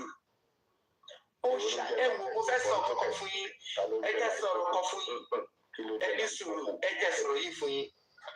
Ẹni nígbà tí ìjà ṣẹlẹ̀ ẹ ní sùúrù nígbà tí ìjà ṣẹlẹ̀ láàárín Láríkókò àti bàbá mi èmi ò lè ṣe kí n má pè Láríkókò èmi ò Láríkókò ti bọ́ sí mi lẹ́nu ẹ má bínú nǹkan tẹ́mi ní ìrántí orúkọ ẹ̀sìn nìyẹn. Kókò tí mo fẹ́ jẹ́. Nígbà tí ìjà yẹn kọ́kọ́ ṣẹlẹ̀ láàárín Láríkókò àti bàbá Mohbad tí bàbá Mohbad lọ sí ọ̀dọ̀ Oríyọmí Hamzat ìgbà yẹn mo ti máa ṣe platform mo wà lọ́dọ̀ G Music ọmọ yẹn wá pé Láríkókò lórí fóònù lẹ́sẹ̀kẹsẹ̀ lọ́jọ́ yẹn pé kí ló dé tọ́lọ́ blọọkù bàbá Mohbad ní ọ̀dọ̀ Oríyọmí Hamzat ó ṣáà sọ̀rọ̀ pé kò rí bẹ́ẹ̀ òun á pè padà ó tún wá di ọjọ́ kejì ọmọ yẹn tún wá gbé Láríkókò wá sí live Láríkókò wá ń sọ fún wípé òun nìkan ló wá àtẹjọ́ fẹ́ ṣe mítìn èmi kẹrin mi ò kí ń tètè ń join ní live ó ti mọ̀ mí pé bí ọwọ́ alẹ́ ni màá tó dé àfi tí n bá wà lẹ́sbìsì ọkọ pè mí pé mọ́mí ẹ̀ máa bá àwọn èèyàn ti wà lórí panel tán platform pé ìrọ́pọ̀ pé kẹ máa kọ́kọ́ lè wọ́n fún ẹmọ̀pọ̀ máa ń láì láti gbọ́rọ̀ yìí mo ṣe wá débẹ̀ ìjọ yìí gbogbo ọmọ yẹn ṣe gbìyànjú pé kóun ṣẹ́tù ọ̀rọ̀ yẹn Láríkókò ní kó má gbé lómi pẹ̀lú mo wá sọ fún ọmọ ẹ pé kó gbé mi wọlé pẹ̀lú Láríkókò bọ́rọ̀ yẹn a gbọ́dọ̀ yanjú ẹ̀ because èmi ṣe rí Láríkókò báyìí gẹ́gẹ́ bí èèyàn tó fẹ́ ẹ̀bù bàbá Mohbad ní ìgbà yẹn ṣùgbọ́n gbogbo ẹ́fọ́ọ̀tì tọmọ yẹn ṣe nígbà yẹn in vain ni Láríkókò jẹ́ kó ṣiṣẹ́ ṣẹ́ni tá a bá máa mú ọ̀rọ̀ ti Láríkókò àti bàbá Mohbad tá a bá máa sun ojú ẹ̀ another segment ni ṣẹ́ni gbogbo àwọn host àwa tá à ń jà àwa tá à ń bínú síra wa yẹn a máa kọ́kọ́ ṣe kí ni a kọ́kọ́ paná ẹ̀ yẹn a kọ́kọ́ yanjú ẹ̀ gbogbo wa wá ṣe ẹ̀ wá àpò lè jẹ́ pé platform kan la máa mú àwa pick gbogbo àwa host yẹn àwa gbé Láríkókò wá síbẹ̀ ẹ̀yin náà àwa wà bẹ́ẹ̀ àwa máa sọ mistake Láríkókò fún nítorí mistake Láríkókò fi jìbìtì ó fi wọnú ayé bàbá Mohbad ni àwa paná ọ̀rọ̀ yìí àwa ṣẹ̀ṣẹ̀ wá ránṣẹ́ sí bàbá Mohbad pé kí bàbá Mohbad ṣáná sí loud gbogbo wa àwa wá lọ sórí platform bàbá Mohbad àwa lọ parí ẹ̀ lórí platform bàbá Mohbad ṣe tá a bá ti wá parí ẹ̀ lórí platform bàbá Mohbad ẹ máa rí wípé everything máa lọ smoothly everything máa parí ó máa lọ smoothly so mo fẹ́ kí gbogbo àjọ àjọ fi sùúrù káwá kẹ bá wa fi rin ìrìn àjò yìí bá ṣe fẹ́ gbègbèsẹ̀ yìí kẹ́ bá wa fi ìsúrù rin ìrìn àjò yìí tá máa fi yanjú ẹ̀ débi tá gbogbo wa máa wá parapọ̀ sọ́dọ̀ bàbá Mohbad ní ọjọ́ Sunday kan tàbá tí mo bá ti yanjú ọ̀rọ̀ tó àwa bọ́ síbẹ̀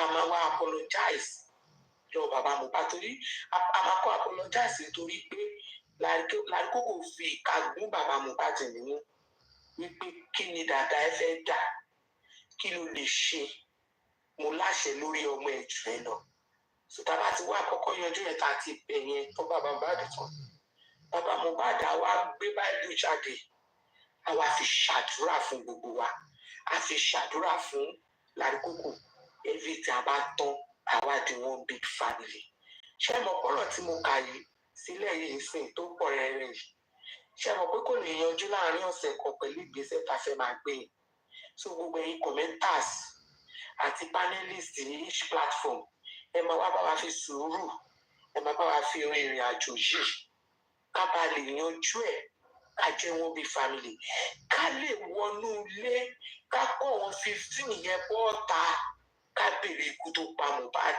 lọ́wọ́ wọn ikú tó pa Mohbad tí gbogbo wa jọ wáyé kí gbogbo wa fẹnu kan ká wá fi wá ókè sìn kódà àdúgbò mọ́ mi mo rírí sìn wọ́n ṣe assistant kan ilé ìlú lè ran justice lọ́wọ́ ókè inú ẹ ti gbégbèsè yìí àgbàwọlé kí mo rírí wá máa sọ pé àfẹ̀mí àkọ́ṣọ́ wọn bẹ̀ pé ẹ má jẹ́ kí ẹ wáyé mọ́ collectively bàbá Mohbad ló lórí team justice bàbá Mohbad là ń gbárùkù tì lẹ́yìn anything tá a bá ti ṣe fún àfìbò láṣìírí àfìgbà nígbàsẹ̀ kí ọ̀rọ̀ yẹn kó lè níyànjú ni ká lè tètè rí justice ká lè débù tá a yọ ibi tá a máa fi gbogbo àdàgbà yẹn máa ṣe nìyẹn ẹ máa rí wípé tá a bá lè rí kíní ṣe tọ́lọ́run gbà fún wa tá a rí ṣe ẹ rí pé gbogbo a máa kọ́ máa sọ pé ókè o Sunday kan o bóyá once in a month o bóyá twice in a month o bàbá Mohbad àwọn host life gbogbo host pátápátá ló máa wà ní panelist tá a máa sọ̀rọ̀ tá a máa mú nǹkan kúrò bẹ́ẹ̀ tá a máa wá máa analyse ní platform wa ẹ rí pé láti bẹ̀rẹ̀ yẹn lọ justice for Mohbad movement ó máa bẹ̀rẹ̀ sí ní gbé a máa gbó igi àgbòye lọ nìyẹn so bí mo ṣe ní èrò sí tèmi ṣe fẹ́ ká ṣe nìyẹn o so any other person bá ní another opinion or suggestion tá a máa tún fi approach nǹkan tó wà nílẹ̀ yìí torí ó gbélé ìjà ó bá tọ̀hún jà tó bá jó lórí ẹ ló bá jà nǹkan kò síbi téèyàn ti lè pàdé olóore o kò sí ibi téèyàn ti lè pàdé ẹni tó máa ràn lọ́wọ́ bóyá gbogbo ẹ̀yin tá a tẹ̀ tó ń jà yìí bóyá tó bá dọ ọjọ́ iwájú sìn bóyá ìkan nínú àwọn ọmọ wa máa fẹ́ra báwo la ṣe fẹ́ ṣe é. Madam tó gẹ́gẹ́ fún ilé tó pa bàbá rẹ̀ mi ò bóyá wọ́n pè bó báwo yàn ṣáà ṣe fáìndì ibi iṣẹ́ mi ní London gbogbo nǹkan wá wọnú DM pé ọmọ mi kò má wà ní skul mi kẹ́ ó ní problem báyìí ẹ lọ pé mo dẹ̀ block woman mi ti attend sí block ẹ̀ straight ní pé what nonsense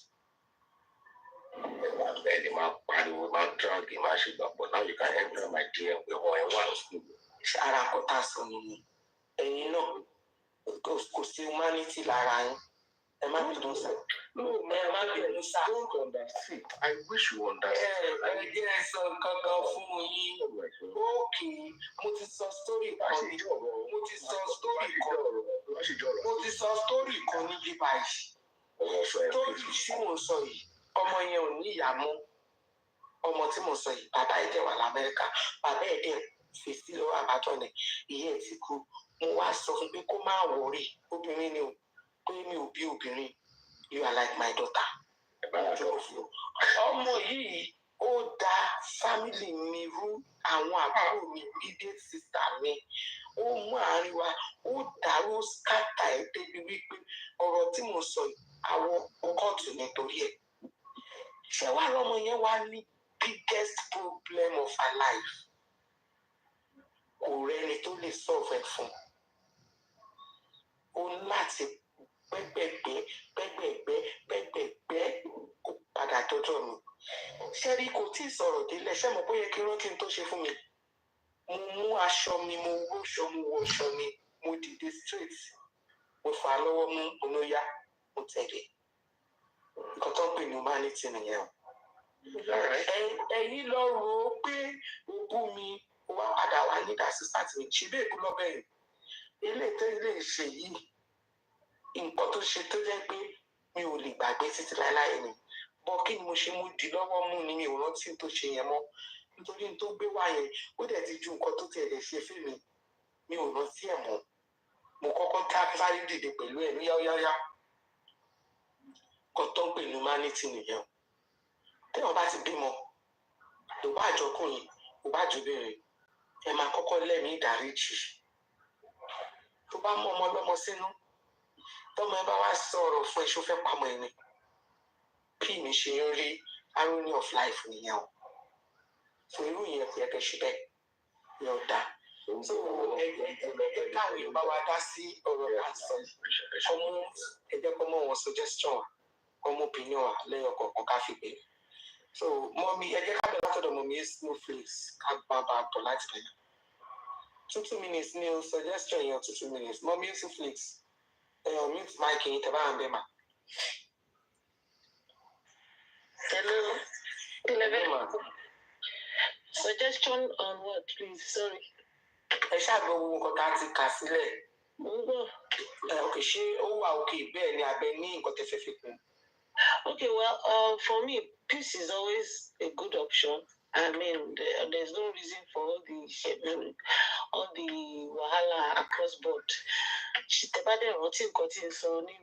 Make submission with all this cussing across board and everything should stop. I mean, source and many of these people platforms on making peace with all the hosts on you have said it well. King Chairman, thank you for your patience tonight. Thanks for listening. Thanks for sharing your own thoughts. And Mom Jokem, Agbayadale, and I like the way you handled it tonight. You have also recommended that key chairman call Damisile, everybody tell it to. He knows how to approach the people that drag Baba Mohbad along with him on the various platforms or whatever their misgivings might be. So that Tabari resolve everybody can come together and resolve whatever it is with Baba Mohbad. And then we can launch ahead because Bashe were divided. It's not allowing us to make much progress in justice for Mohbad. I think you're right, on the right track. My own little challenge is just that, sometimes because there's a lot of distraction already, thought it through into this whole cause of justice. I just hope that those who are the major promoters of these distractions are listening. Like someone has been demanding in the comment section, accountability before.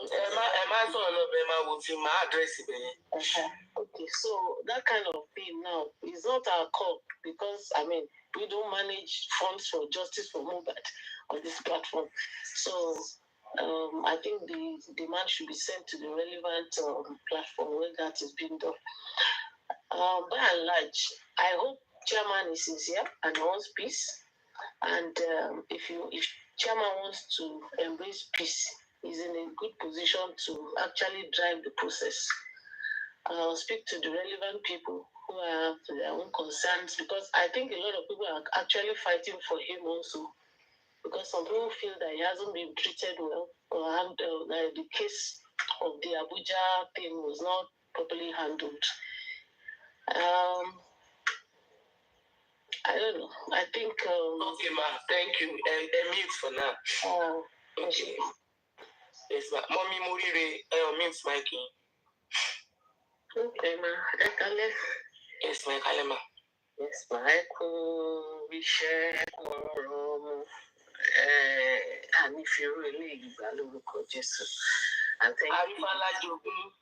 Welcoming you for your effort and even in this ìbùkún ni fún olùlàjà nítorí ọmọ Ọlọ́run láwọn máa pè wọ́n. Ọlọ́run á bùkún yín.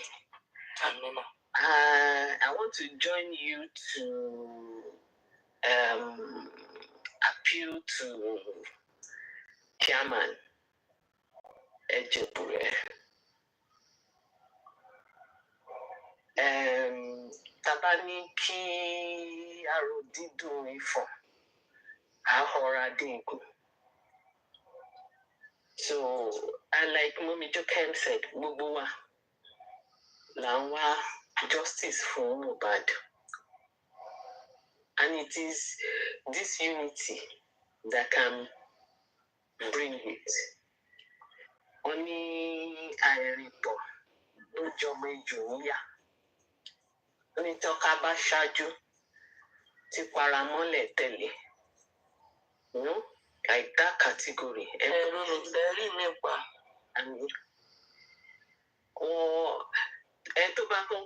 Tó bá kọ́kọ́ rí convoy yẹn á sá padà.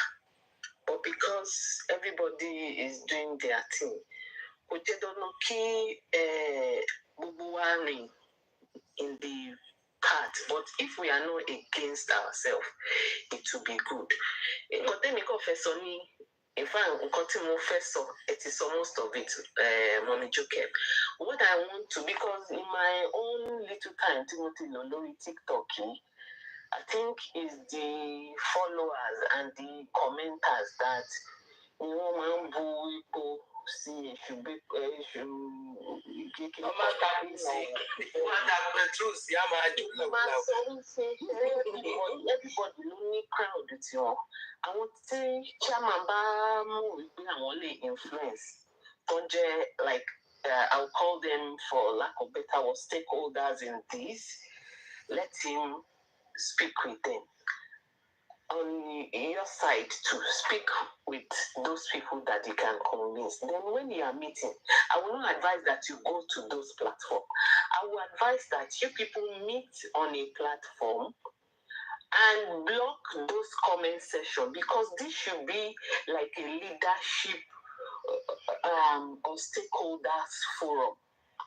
Okay, Mommy Morire, okay, like kí gbogbo wa wà ní one platform ká ti sọ àbí? Bẹ́ẹ̀ni, kò dẹ̀ kí n ṣe platform tí mi ò mọ̀, I don't know how. Ibi tó bá jẹ́ pé, okay, opinion, suggestion tẹ́ sọ yìí ni sí pé tó bá jẹ́ pé a fẹ́ ṣe máa invite wọn sí ọ̀dọ̀ mi, because ó dà pé ọwọ́ alẹ́ báyìí la lè ṣe, but before that máa láti kọ́kọ́ lọ sọ́dọ̀ madam. Òun náà ni mò ń sọ, ẹ̀yin ẹ lọ sọ́dọ̀ àwọn tiwọn.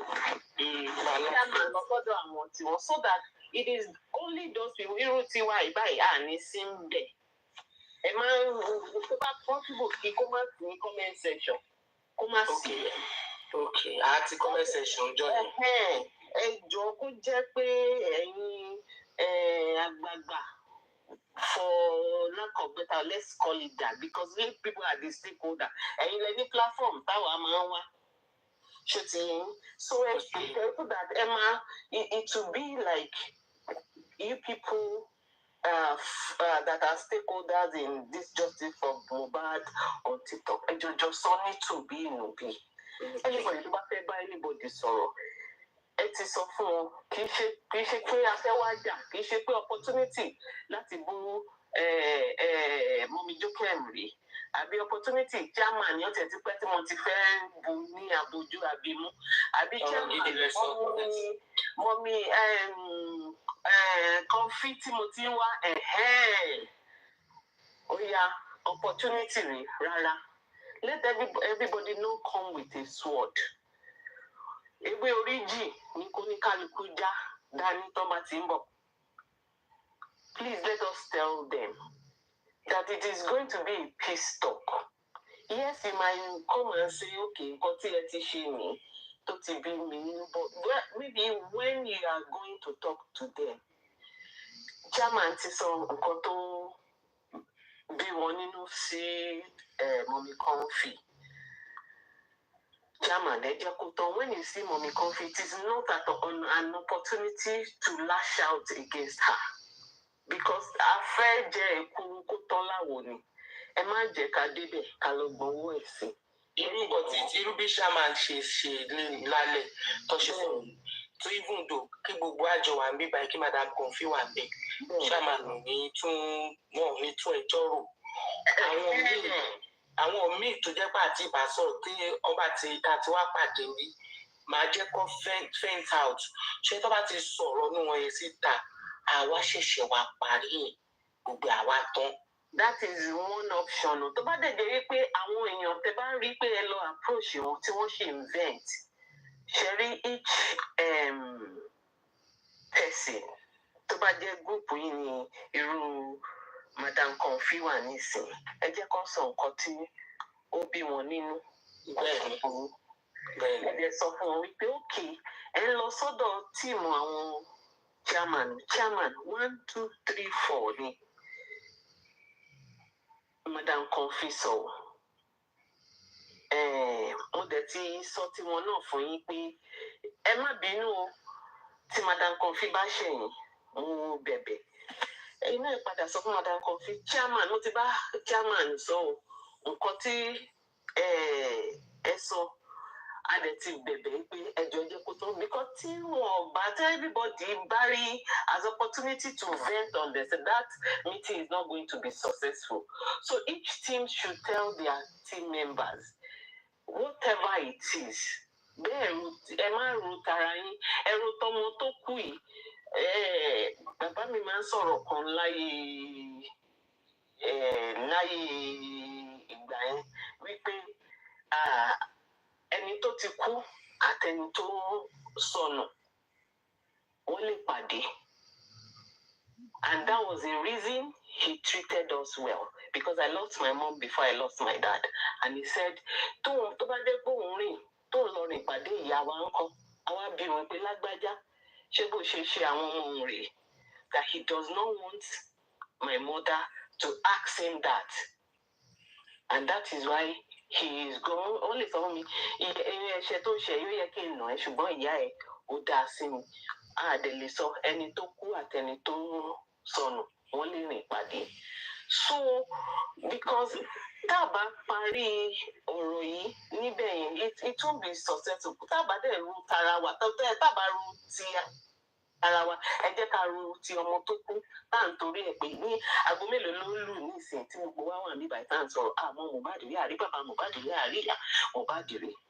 ṣùgbọ́n à ń sọ gẹ́gẹ́ bí bàbá àti ìyá bẹ́ẹ̀ ni pé tiwa ni ẹ jọ̀ọ́ ẹ jẹ́ ká bẹ̀ra wa ó ti tó gẹ́ kò sẹ́ni tí ò mọ̀ pé anybody mọ̀rọ̀ sọ kò sẹ́ni tí ò mọ̀ bá ṣe tó kò sẹ́ni tí ò mọ̀ oníkálukú ni èèyàn ńlá ní àyè ara ẹ̀ ẹ jẹ́ ká nǹkan tó gbé wa wá tó gbé wa papọ̀ yìí ẹ jẹ́ ká rójú tu ẹ̀ ẹ jẹ́ ká bẹ every party kí wọ́n jọ tó bá ní àti bẹ chairman nísìnyí nǹkan tí ẹrù kó yẹ kí bàbá Mohbad ṣe tí kò ṣe àgbà ọkọ gbọ́ àti bá dẹ̀ wo situation ẹ̀ náà ẹ jẹ́ ká foríjì bá ṣe máa foríjì ra wa náà nìyẹn so that tẹ bá ti pe meeting yẹn o ẹ má jẹ́ kí kọmẹńtà sí ń bẹ o ìwọ̀nba àwọn tẹ bá ti fẹ́ tó jẹ́ stakeholder tẹ bá dẹ̀ ti wá ṣe yẹn tán àwọn stakeholder yẹn ló máa wá sọ pé bẹ́ẹ̀ ṣe ń sọ níbí okay o àti sọ o ẹ má bú bàbá Mohbad okay kò ṣe nǹkan tó dáa and tá bá máa agree náà gbogbo wa ò lè rìn níbì kan náà àwọn kan máa wà ṣẹlá nǹkan táwọn èèyàn míì ṣe bí wọ́n ṣe ń gbé kalẹ̀ náà ló jẹ́ kó rí bí kíní they are trying to call baba Mohbad out to say oh this is what he is doing that is not right if I'm calling you out it is because sometimes it is because I want you to see something and correct it tó bá ti wá di pé à ń ṣépè ọ̀dẹ̀ ni kíní kan ni ìyẹn ni kò dáa ẹ mọ̀ pé ní organisation báyìí àwọn kan máa wà marketer ni wọn àwọn kan auditor yẹn àwọn ló máa ń fi okùn fa àwọn tó lọ ń business wa bíbẹ̀ kọ́ wọ́n máa bá gbogbo wọ́n lè fọ owó dàgbé síta ṣùgbọ́n àwọn tó jẹ́ auditor yẹn ló máa fọ okùn sẹ́sẹ̀ àwọn tó máa ara má lọ bẹ̀ ó ti dà ẹ padà wálé eléyìí dá eléyìí ò dá so gbogbo ẹ̀ náà ni every part of the body ló ní nǹkan tó ń ṣe fúnra wa bọ́dọ̀ ẹ má jẹ́ ká ṣe pé tá a bá sọ pé kí wọ́n lọ jẹ́lì bàbá Mohbad àbí kí wọ́n bu àbí kí nǹkan kan ṣẹlẹ̀ sọ́ta ẹ̀ justice yẹn wá dà tó ẹ jọ bẹ́ẹ̀ lẹ ṣe máa bá wa ẹ ṣe máa thank you God first. God first. mi ò sọ anything. Mo ti mọ̀ pé òkè sọ̀rọ̀. Okay. Mọ́mí Ṣíjú mo ń bọ̀ Àrífà mọ́mí Ṣíjú. Hello ma. Yes ma. Yes ma. Lè máa kó ètò. Gbogbo gẹ́gẹ́ bí ọ̀rọ̀ tí àǹtí tán sọ̀rọ̀ tán ṣẹ̀ sọ̀rọ̀ tán yìí.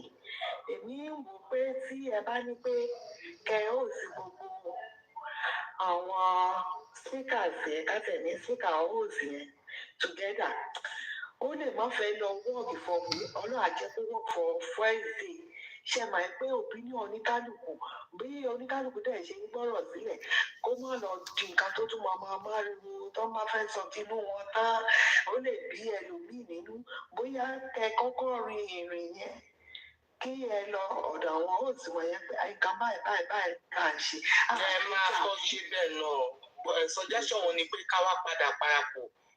Bẹ́ẹ̀ ká wá yanjú ẹ̀ bí bá ti die down tó ti die down wá lè host kẹ tó sọ̀rọ̀ kẹ bára yín mo dẹ̀ máa tó bẹ ṣáàmà nìkan jọ kán bá wa bá àwọn ti ṣáìdì ọ̀dọ̀ wọn yẹn sọ ìrìn yẹn náà kán dẹ̀ kúkú rìn papọ̀ èmi ní paparano gbogbo àwọn adéníkẹ́ yẹn kán gbogbo àwọn tó ti ṣe dáadáa tó ń ṣe dáadáa ní justice yẹn kán kó gbogbo ìrìn yẹn papọ̀ ní ẹ̀ka náà sìn kán yanjú ẹ̀ mo dẹ̀ mọ̀ pé ọlọ́run á fún wa ṣe ọlọ́run á yanjú ariwo yẹn á tiẹ̀ mọ́ á lè máa lọlẹ̀ ẹgbẹ́ tó yẹ ká kéèyàn mú ṣe á lè mú ṣe tí bàbá Mohbad dẹ̀ ní bàbá jẹ́ èèyàn tó jẹ́ pé ahọ́n wọn le ni so gbogbo bá ṣe ń gba ọ̀rọ̀ bàbá yẹn sí ìbínú ó yẹ kó ti rí i ní.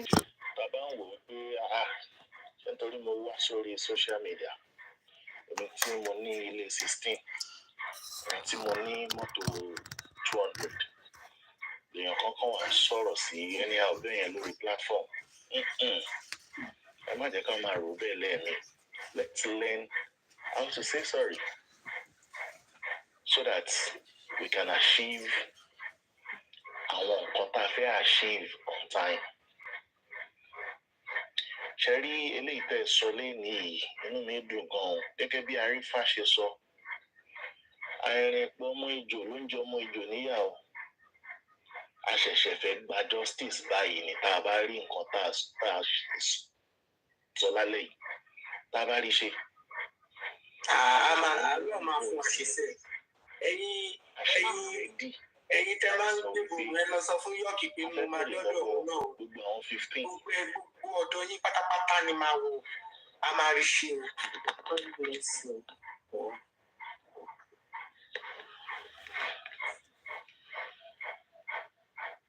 Continue orílẹ̀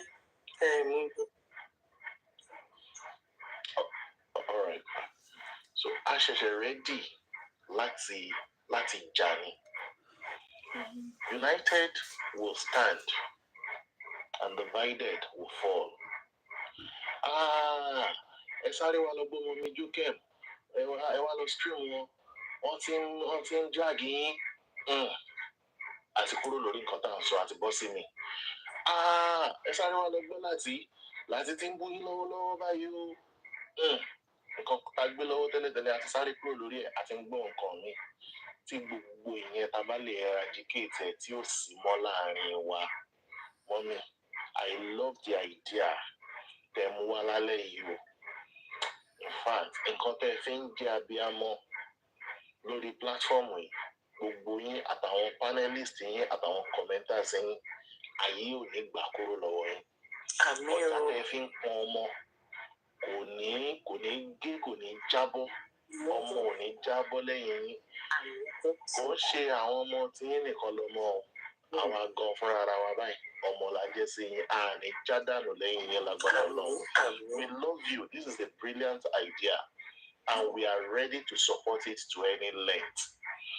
And again, ma, nínú ìwọ̀nba àwa 257 táwa níbí 257 nínú 12 disciples lásán 12 kò ń ṣe 257 12 a rí àgbẹ̀yìnbẹ̀bọ̀jẹ́ńbẹ̀ not to talk of 257 ṣé rí wọn bá nǹkan tẹ́ sọ ní alẹ́ yìí mà àwọn kan ti bẹ̀rẹ̀ sí ní ṣe negativity iṣẹ́ lé lórí báyìí.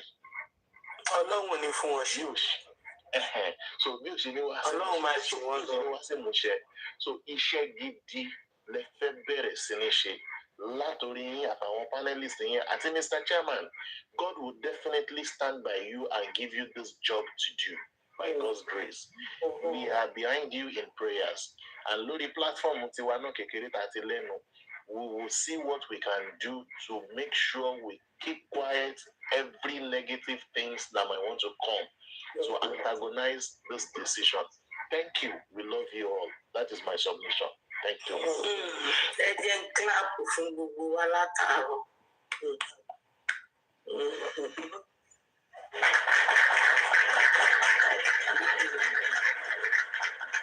Wow, inú mi dùn yàtọ̀ ní àkókò yìí fún àwọn èèyàn ọlọ́pọlọ onílàákàyè tó jẹ́ pé ibi tálàáfíà bá wà ni wọ́n máa fẹ́ dúró sí. Mo appreciate everybody tó ti dá sí ọ̀rọ̀ ṣe, especially nǹkan tárífà padà sọ gbẹ̀yìn yìí.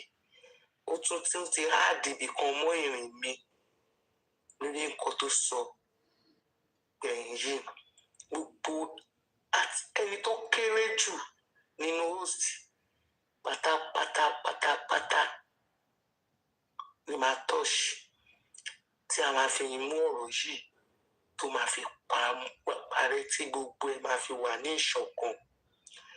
Ibi tó bá ti bú mi màá fi ṣoṣù màá fi para. I'm saying this now tó mọ̀ pé tí wá dé platform mi wọ́n máa fẹ́ bú mi mi dẹ̀ ní mind màá fi ṣoṣù màá fi para kí nǹkan tá a fẹ́ ṣe yẹn gangan kó lè wá sí ìmúṣẹ ká lè rí yanjú. That is best thing. Mommy Soufflés, thank you. So èmi ti gba àṣàgbélébù. I'm ready for any insult lórí nǹkan yìí. Even ẹ̀yin tẹ́ bá lọ ń plan negativity Ọlọ́run máa dójú tìyín ó máa fi ìmọ̀ wa ṣọ̀kan. Ẹ mọ̀ wípé tí ìmọ̀ wa bá ṣọ̀kan bàbá Mohbad máa lálàáfíà tó péye. Ẹ kàn ń fi pé bàbá Mohbad all this dragging is not getting to him. It's getting to him. Bàbá Mohbad kàn ń fi pé wẹ́ kì í ṣáà má gbé sára jù. Ẹ máa gbé tí gbogbo ẹ̀ bá ti dìrẹ́ pọ̀ tó jẹ́ pé anything tá a bá fẹ́ fi ṣe live stream lórí ọ̀rọ̀ Mohbad ọ̀dọ̀ bàbá Mohbad la máa ti lọ píìkì. Ẹ máa rí pé gbogbo nǹkan máa lọ wẹ́rẹ́jẹ́ tá a ti parí ẹ̀ tí ẹlòmíì bá wá sí comment section Young Daddy mọ́mí Jókèmí ti rán ẹ sílé ó ti sọ báyìí á ní ẹjọ́ ẹ ṣe ìfẹ́ gbọ́. Téèyàn náà kan bá gbọ́ mọ́mí Jókèmí Young Daddy ti pè yín lólórí pẹ̀tẹ́kì tí mo sọ pé ẹ máa lọ ẹ ṣe mìíràn yín. Ẹ máa rí wípé àwọn tó ṣe gbékèyéde yẹn ojú á wá padà tì wọ́n àwọn fúnra wọn wá focus pé no justice for Mohbad là ń wá pé nǹkan tá a torí ẹ̀ wá justice ni kò ní sí pé wọ́n fẹ́ lọ máa sọ pé Táyé ń bú Kẹ́hìndé everything máa ṣe kí ni ó máa settle and mo dẹ̀ mọ̀ pé ìrìn yìí tí máa bẹ̀rẹ̀ sí ní rìn Ọlọ́run á bá mi rìn Ọlọ́run á bá mi fọwọ́ tọ́ ọkàn gbogbo àwọn tí ó kàn because àwọn tí mo believe pé wọ́n máa difficult jù òun ní ọ̀dọ̀ wọn ṣẹlẹ̀ but mo dẹ̀ mọ̀ wípé Ọlọ́run máa fọwọ́ tọ́ because mo mọ̀ pé ibẹ̀ ni máa ti bá Aries ibẹ̀ ni máa ti bá Constrain ibẹ̀ ni máa ti bá Stanley ibẹ̀ ni máa ti bá Susi ibẹ̀ ni máa ti bá Mercy Idris because in tó ṣẹlẹ̀ yìí Mercy Idris she's not like this before. Honestly speaking, she's not like this before. She loved Baba Mohbad so much.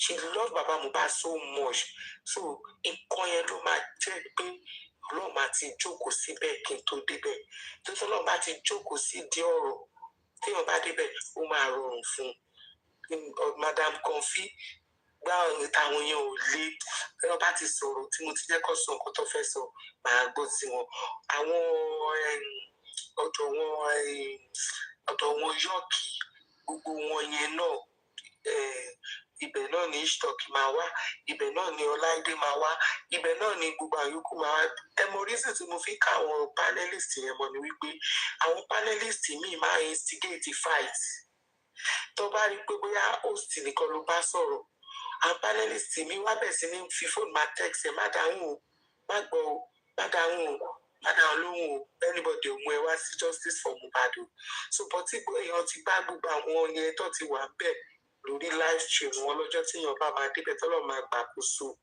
ẹ̀ máa rí pé tí èèyàn bá ti yanjú ẹ̀ tán láti ṣe tí mo wá fi àdàgbà ètò sí ọ̀dọ̀ wọn Jagunlabi tí mo kọ́ lọ́ àgbẹnu mi sọ̀rọ̀ lọ́dọ̀ wọn kò sí nǹkan tó bá máa sọ ọjọ́ yẹn máa fi ṣoṣù máa fi para ètò jù ní pé kí n ti mú positive result jáde kúrò bẹ́ẹ̀ ó ti tán pàtàkì ó ti tán nìyẹn so gbogbo ìrìn yẹn òun ni Ọlọ́run máa bá wa rìn àdèmà rí èsì tó dáa lágbára Ọlọ́run after that a máa kó gbogbo àwọn òsì gbogbo a máa wá ṣẹ̀ṣẹ̀ wá parapọ̀ sí ojú kan àwáṣẹ̀ wá sọ̀rọ̀ bàbá ti sọ̀rọ̀ tán tá ti parí ẹ̀ oníkálukú abẹ́ra wọn àwọn òsì abẹ́ra wọn ládẹ̀ ti bẹ̀ra wa tán àwa ránṣẹ́ sí bàbá Mohbad kó wá sí live stream lọ́jọ́ Sunday kan gbogbo àwa òsì yẹn àwa ló bá bàbá Mohbad ṣe live stream yẹn àkọ́kọ́ bẹ̀ bàbá Mohbad yes ọmọdé òun mẹ́ẹ̀kọ́ jẹ́ kó má ra lọ́wọ́ la máa fi ṣe lọ́jọ́ yẹn tàbá tí kò bẹ̀ bàbá Mohbad tán bàbá Mohbad àwa súre fún gbogbo wa pátápátá àwa ṣẹ̀ṣẹ̀ ṣe kíni àwa bọ́ sínú family tá a jẹ́ láti beginning because one big family ni gbogbo wa láti bẹ̀rẹ̀ so ẹjọ ẹ̀yin panelist tó jẹ́ pé máa instigate fight ẹjọ ìbúrẹ́ o mo mọ̀ pé àwọn kan máa wà lójú window tó máa gbọ́ wa o ẹjọ ẹjọ ìbúrẹ́ jẹ́ kó ṣeé ṣe fún wa o ẹ má instigate host kankan o ẹjọ o jẹ́ kí gbogbo ẹ̀ tán o kò sẹ́ni tó perfect nobody above mistakes so tá a bá dẹ̀ ti rí ṣé bẹ́ẹ̀ yẹn tàbí ti gbé gbèsè tó dá tó ní kó báyìí Ọlọ́run ló kàn ti chairman wá síbí báyìí kò sí nínú plan wa tẹ́lẹ̀ lélẹ̀ yìí rárá bọ̀ṣẹ̀ bọ́lọ́run ṣe ti chairman wa bíi ní ìtọ́ ti bẹ̀rẹ̀ sí ní attack wọn ní comment section ẹ má jẹ́ ká ṣe bẹ́ẹ̀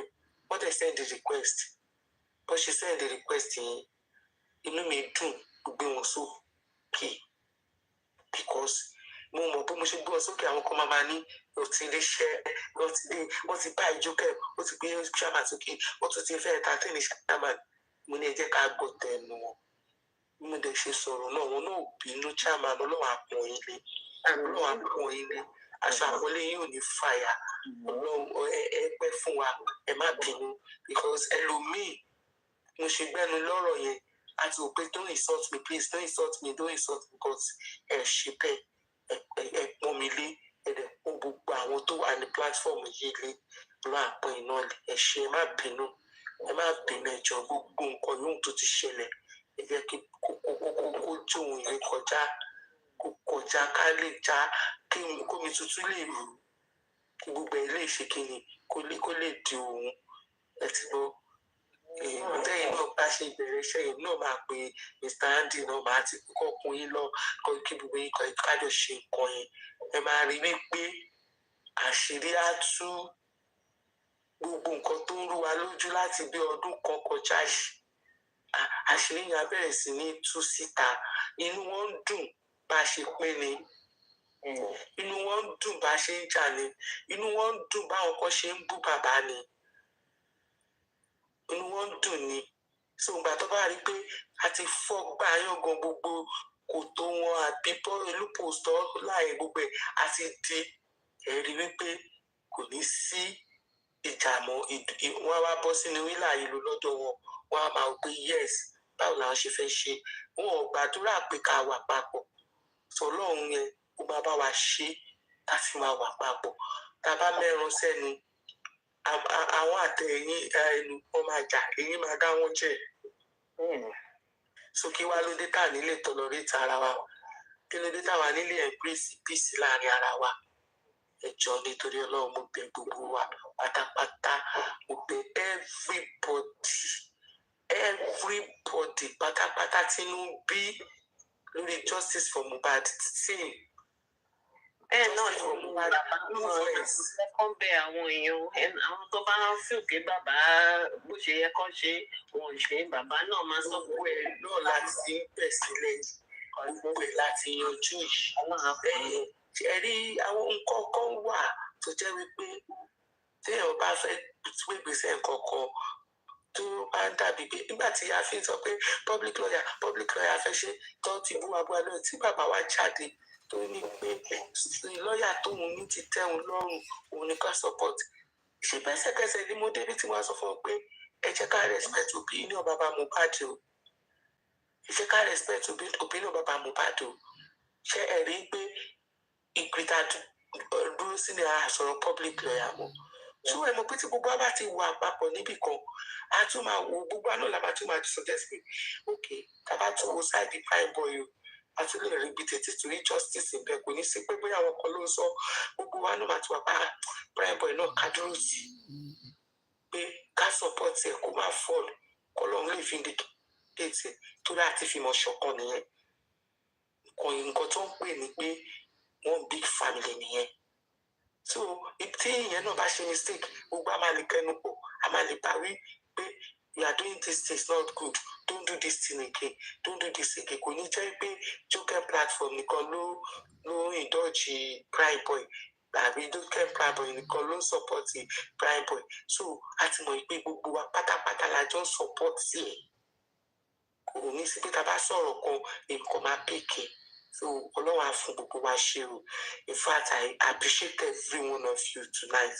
Ẹjọ́ nítorí Ọlọ́run gbogbo ẹ̀yin tẹ́ ń bínú ẹjọ́ ẹ má bínú mọ́ wọ́n ní ẹni tó bá láṣọ àgbà lórí ikọ̀ kò kì í sọ pé kágbàlagbà gbẹnu sọ̀hún ẹ má bínú nítorí Ọlọ́run gbogbo nǹkan tó wáyé pé bàbá Mohbad ṣe gbogbo yín nínú ẹ má bínú ẹ fi ṣoṣo kẹfì padà jẹ́ ká wò ó pé iṣu ẹni ló tọwọ́ ẹni gbépo just Mohbad tí Mohbad bá kú kò sí àwọn tó máa sọ̀rọ̀ sí bàbá ẹ̀ láńlọ́ọ̀dù ní bàbá Mohbad láyé ara àti ó kọ́lé tó ń gbé kù rẹ́ǹtì lé o ikú ló bọ́lá jẹ́ o ikú Mohbad náà dẹ̀ rí ó tún fẹ́ ṣe àwọn àtúnṣe kan nínú ayé bàbá Mohbad ní o òun ló ṣe gbé gbogbo wa yìí pàdé bàbá Mohbad o so ẹjọ́ torí Ọlọ́run everybody ẹ má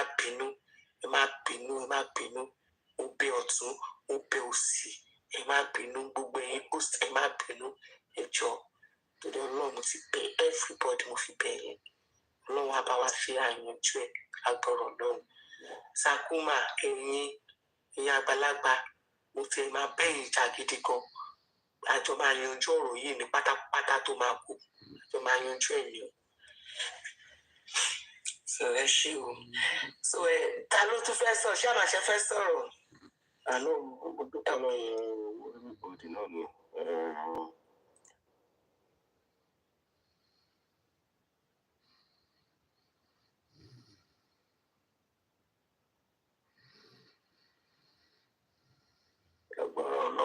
ìpè nìyẹn o chairman àgbàgbọ́yọ̀ ní dalẹ́kẹ̀ bíi ti yá àti jules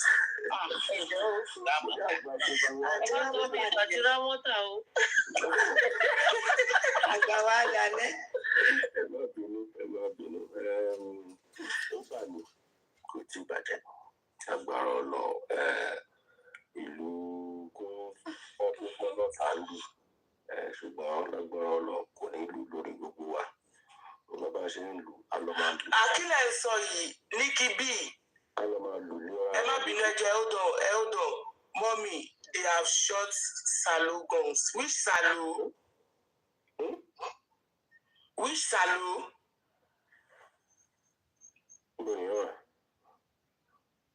Ọlọ́mà Salo kí ló ṣe? Àbí wọ́n ṣe prank ni?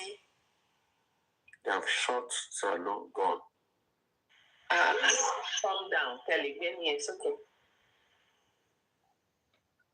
Nikki B, come up. Kí ló ṣe kó gbé a prank? Ẹ má gba yín sára jáde.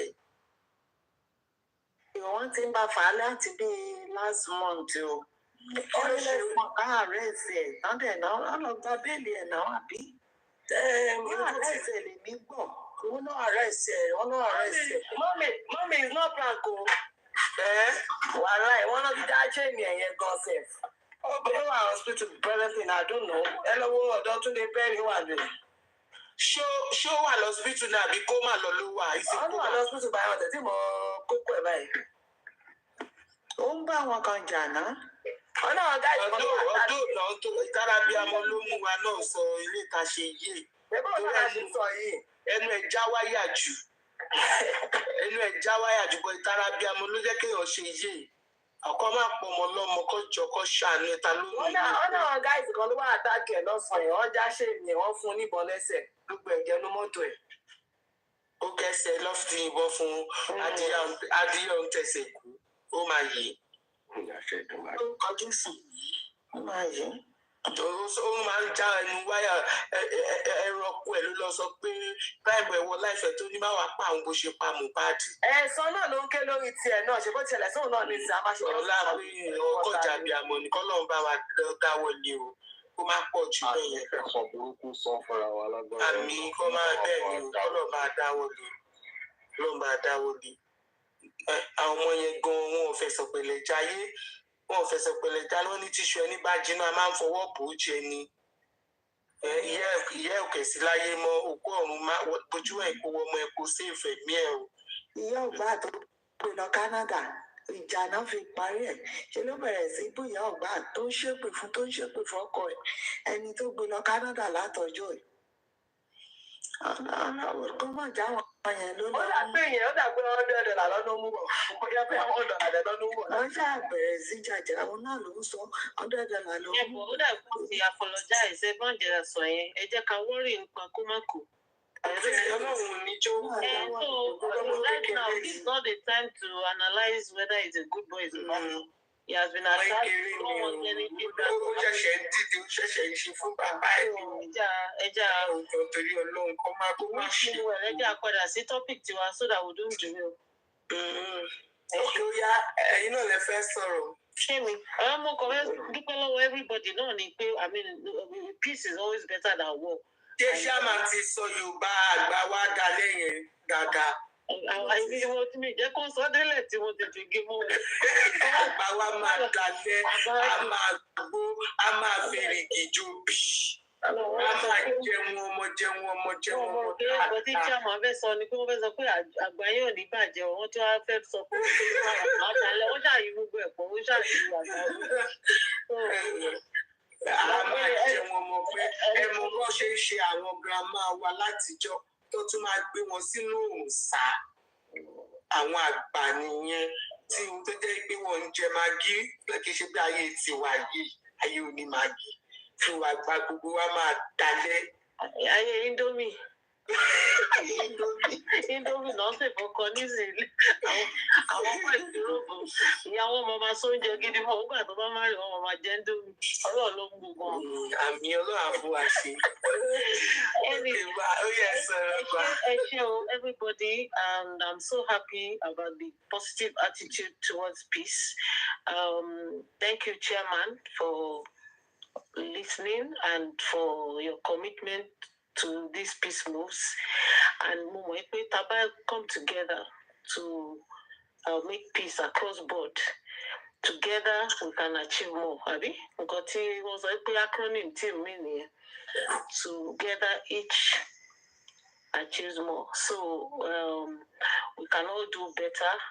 We know that Baba may have made some mistakes in the past, which we have acknowledged even on this platform. But we know that even if a man has made mistakes, considering his situation right now, We need to still show empathy. We need to show support. We need to guide. We need to do whatever we can to help everyone get justice. And that is our focus. That's the reason why we all came here. And since but one mandate is settled, otherwise one nílé jẹun oúnjẹ ò nílé kọjá sí ọ̀fun tí àwọn bá ń dùn yàn kò nílé jẹun tí èyí bá ń dùn. àwọn máa fọ́ọ̀sì jẹun yẹn wọ́n máa fẹ́ gbé ìgbà míì wà tẹ́lẹ̀ pé kò sí ẹ nílé mu omi gbóná ẹ lè mu tíì àlọ́dà. tó bá gbéra mi jẹ̀kan máa tún wá ọ̀tí máa tún dà sílẹ̀ pétété lọ fún ara ẹ̀. tó ọlọ́run fún wa ṣe. ọ̀rọ̀ ẹ̀ dàbí ọ̀rọ̀ ìyàwó mi tó lọ ṣe ọ̀nà tún eyín wọn ṣe. wọ́n padà wá ṣe ní ìmúlẹ̀ tó ọkọ̀ ọ̀dẹ̀ ní ọgbọ́dọ̀ jẹun for 2 hours. ìgbà ìlú wa lọ ra súyà. Chairman, wicked man. Because you wanted to eat your suya by yourself. Àwọn súyà tó ti yí láta tó ti ta tó sọ.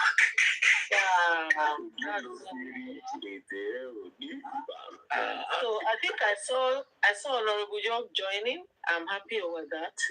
So anyway, what I was saying, so I'm happy that everyone wants to embrace peace, and I know that if we all commit to it and we achieve this peace, we can do a whole lot better, and then we can all focus on this justice for Mohbad and pull out the necessary evidence that need or hide information from another person, and then we can all just forge ahead and not come back. Mohbad and I know that I achieve peace, I achieve justice, I'm achieve it. And then I want to achieve by everybody scattering, because I couldn't learn anti-justice right now. And I'm happy to say, chairman, chairman,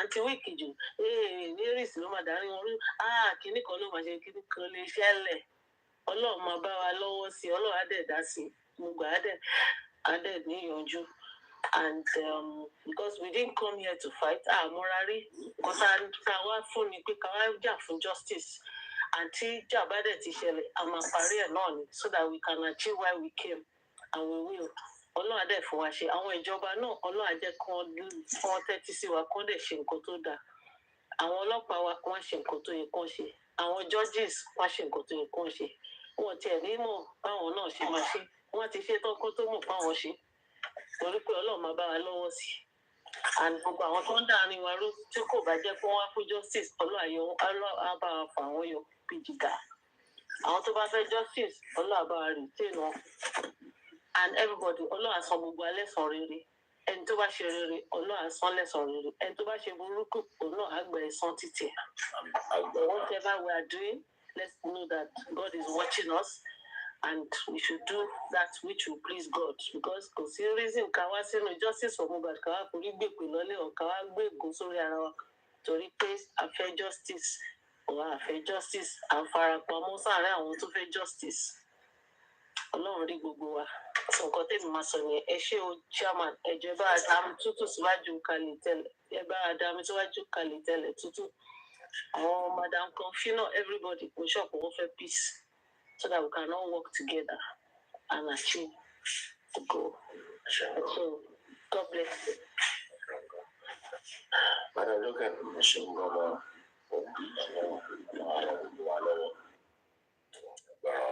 Agbésí ayọ̀, ọ̀rọ̀ Ọlọ́run. Ẹ ṣé gan. Èmi máa sọ díẹ̀ bí iṣẹ́ wà lọ́la bá wa. Ẹ ṣé gan. Chairman, ẹ kú àtúnṣe o. Ẹ ṣé madam. Ẹ kú gbìyànjú, Ọlọ́run á fún wa ṣe o. Fúnra Ọlọ́run á sọ̀kalẹ̀ sáárín o. Gbogbo ogun ìjà bá wa mú kúrò.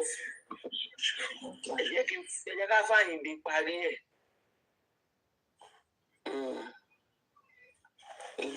Ló wà request list.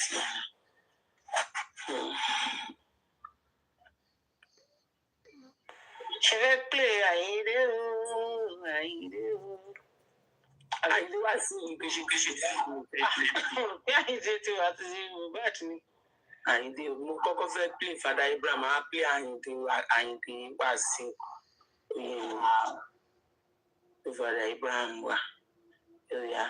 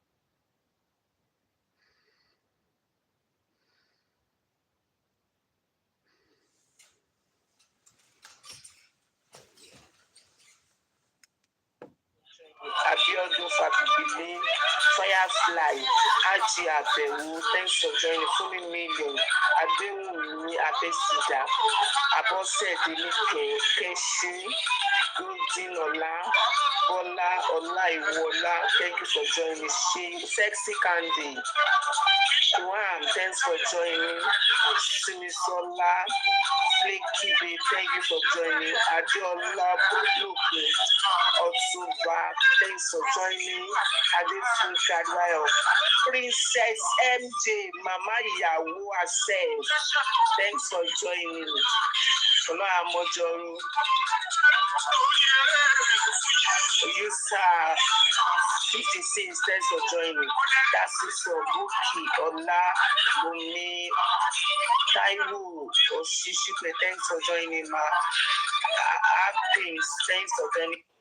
Messi, Ella, Dausa, IL, Ebony Lomo, Sheila, Tony Malik, I am Naniki.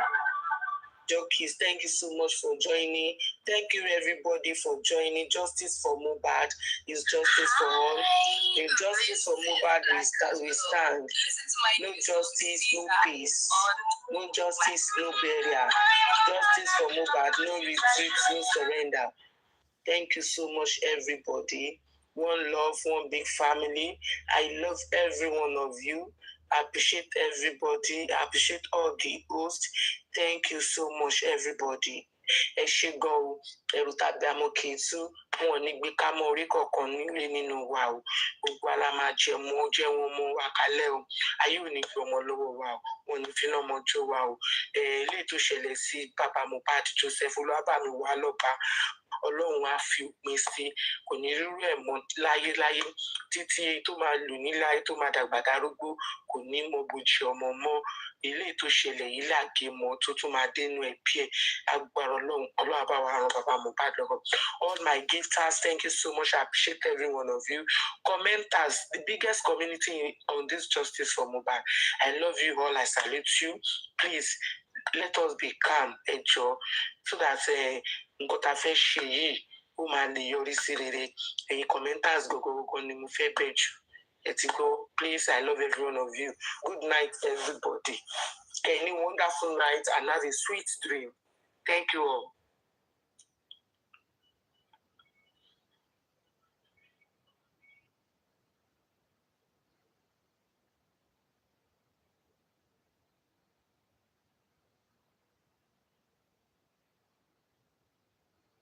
Not tomorrow.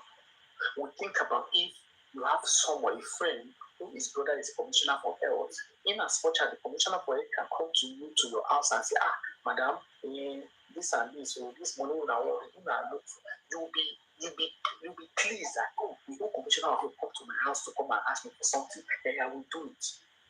No. All these guys are learning. They train their brain, they study hard, they become nurses.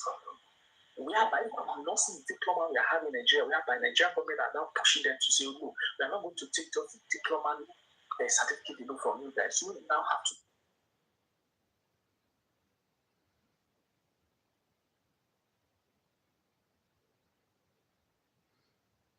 Young wife too, who wants me to come and warm her engine? Could it be that she thinks that I'm watching pornography too by this time? You are working. Clearly, she can log in and see what you are doing. Before I started doing TikTok, I used to be in my office. I don't know what your relationship is. Most times I sleep in my office. Most times I sleep in my office. It's possible. Where there's trust. Can we ask questions? Can I ask questions, please? Can we ask questions? Yeah, okay. Could you go ahead? Yeah, okay. Yes, I was trying to ask before. The question is, in what ways did this man support this movie? Oh, madam, you've gone too far. I have to say the story. No. There's a reason why I'm saying this. No, madam, these are questions we usually ask at the end. That's why I stopped on it. Okay, but there's something I wanted to say. The question, you can delete the question from your ears. What I'm trying to say is, she is ambitious. She loves her job. She loves her money. To be able to do this, there has to be a strong support system. There has to be someone picking up these children from school, dropping these children. Someone has to be home. So I don't want to believe, even though she said it, but the story is getting more complicated as it goes. And my fear in this is because, yes, we are fortunate to have this type of platform where we are having what used to be village meeting back in those days. And this thing should foster positivity, not negative thinking. I see a lot of people cheering. I see a lot of people, saying all kinds of things. I want us to be able to help ourselves, to better ourselves by use of this platform. So when I've muted somebody already now, and I'm just giving a few people benefit of that before I block them. I won't accept. You're not paying me. I'm just doing this I'm supposed to sleep. I've been standing. I've been sitting and standing doing this. I'm not. If you watch out, I'm not asking you for gift or anything. I'm doing it just for this. And all I get from you is to insult me. So I'm not going to. So by working on it. Yes, please. So stories like this should help us be better. There is something they say when you're getting married, don't just look for intelligence or beauty. Marry a kind person. Kind person see beyond flaws. A kind person sees the little things, the little things, especially the support system that I was talking about. Every successful person need a strong support system. It doesn't have to be family. So you were able to get to where you are because somebody supported you. I strongly do not want to believe that as intelligent as you sound, that you wasted 22 years of your life with a good-for-nothing man, as you described him. Please don't call him that. Please don't call him that. That's what you're making us believe, that this man is not worth Madam Kudi Africa, please, that's not how we run the show. Please don't label him. I've not insulted him. I thought you wanted to ask a question. Mama, now please round up your story. I want to ask her a question. What's the question? During the course of the conversation, they asked if the man had an addiction, and you said no. Yes. But now you are coming up to say gambling and pornography. Because I was so thinking. Why the sudden information now? Because Go on. Is it because this is giving us room for even more questions now? Yes. Although I have my other question I want to ask, but this first question first. Because at the beginning, I didn't want to start with his flaws. And genuinely, this was a human being I liked. I liked him and I liked him genuinely. And yes. You liked? I liked, in the past tense, I liked him very much. You never loved him?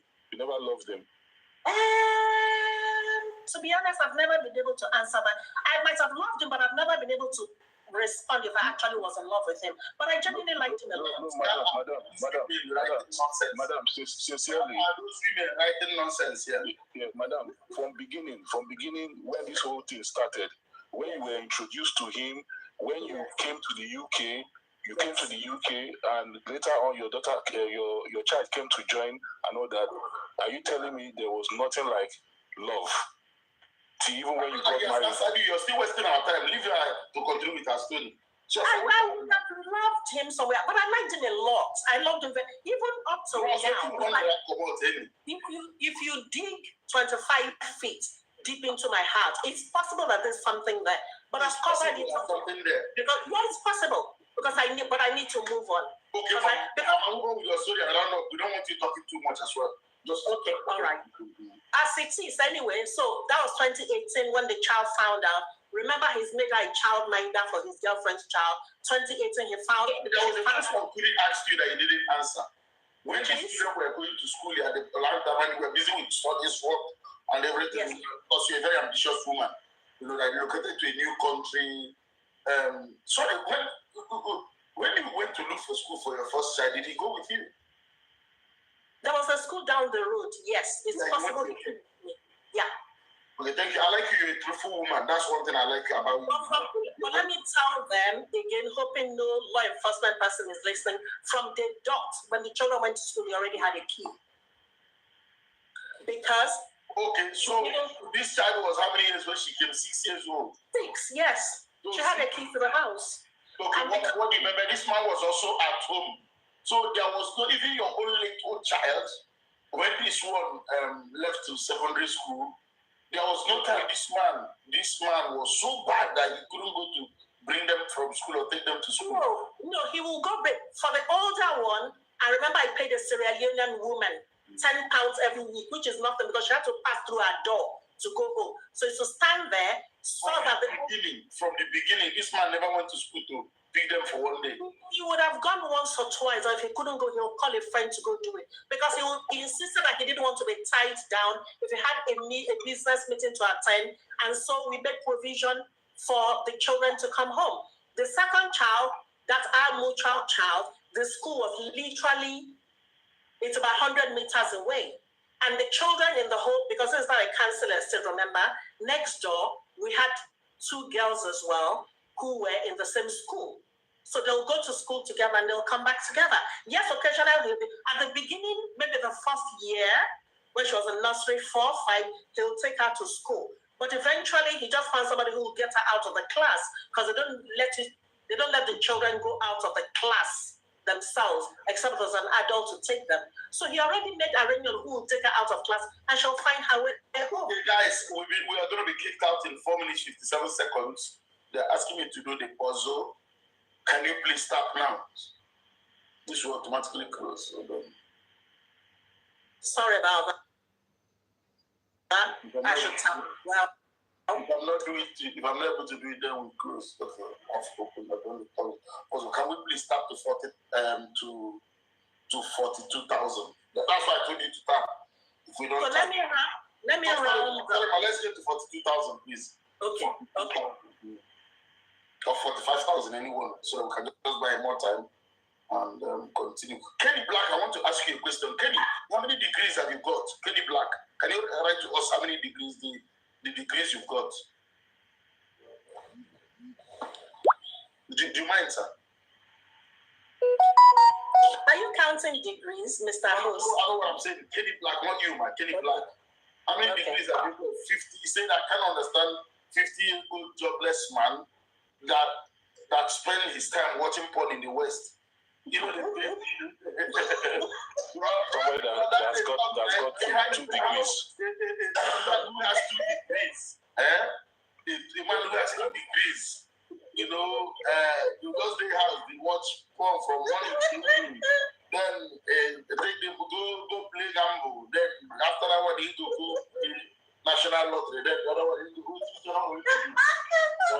which I don't really do. You're not gonna say they smoke weed too, so.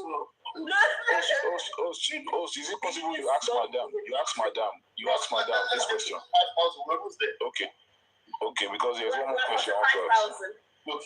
Okay, madam, continue with your.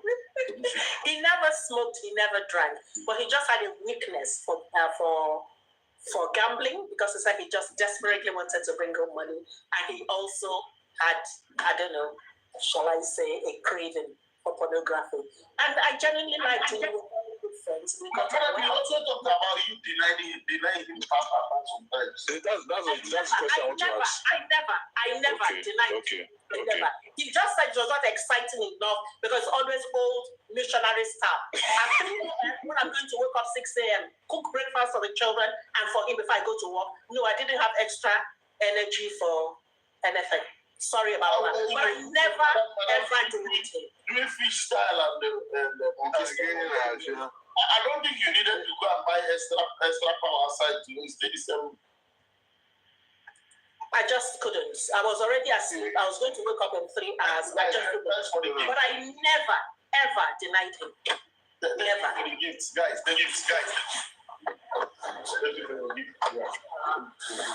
So 2018, the child is already upset. Come 2020, lockdown, and lover he takes a look at me and says to me, you are not making me happy, so I'm going to seek separation. And the light bulb went up in my head. Oh, okay, all right. If everything, despite everything I've done, you're still not content, you're not happy, then clearly you don't need me, you need something else.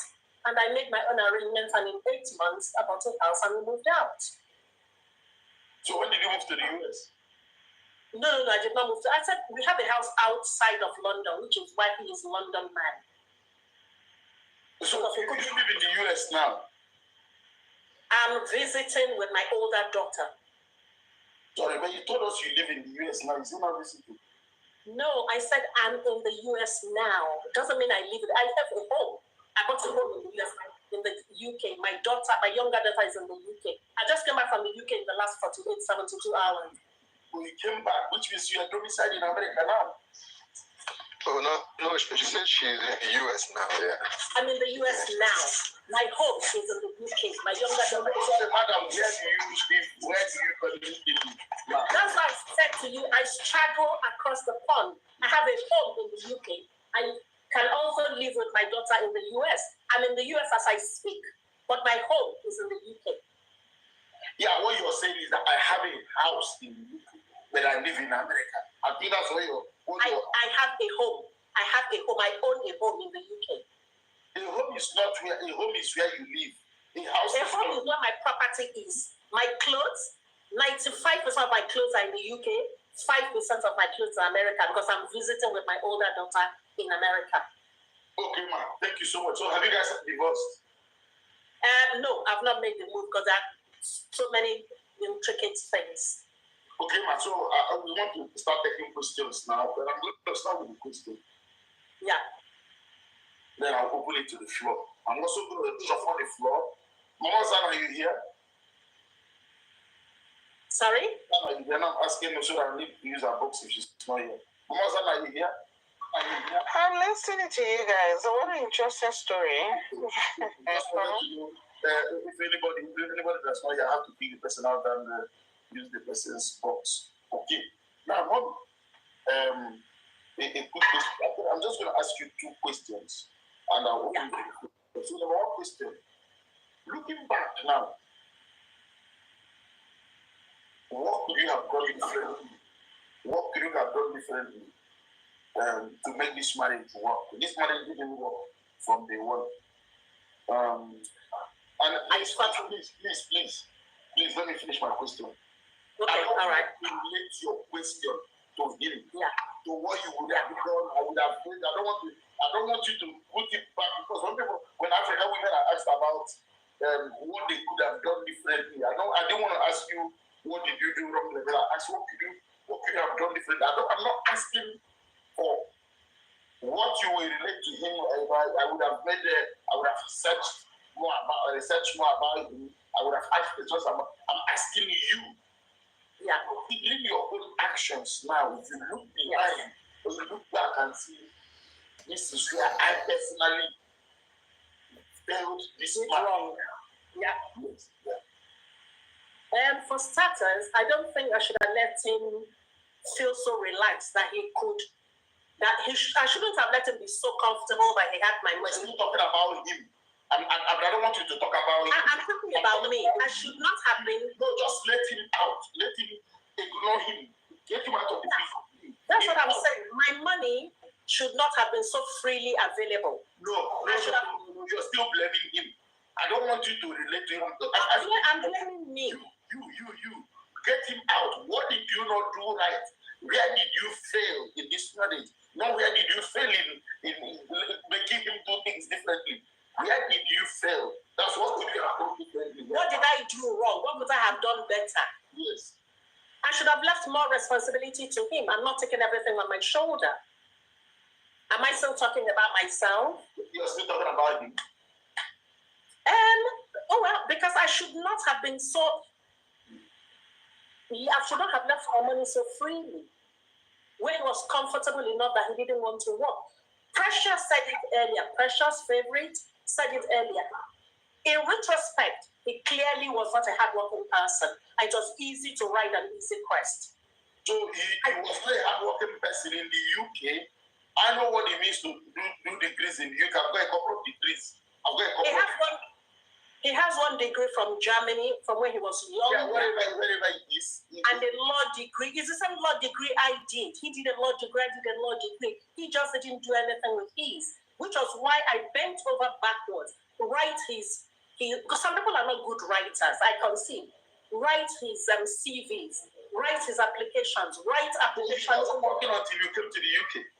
He was doing black cabin. You know the cab. After doing all these degrees, married. He was married. He got a house with 4 children. The first time he had a property was when you came. I don't know. He had a job as a salesman going in his first marriage. And again, I have no right to draw any conclusions because I wasn't there. And I think from when he lost that wealth, from when he lost that opportunity, was when that marriage went downhill. Don't take my word for it. It's nothing to do with me. Like I said, I wasn't there.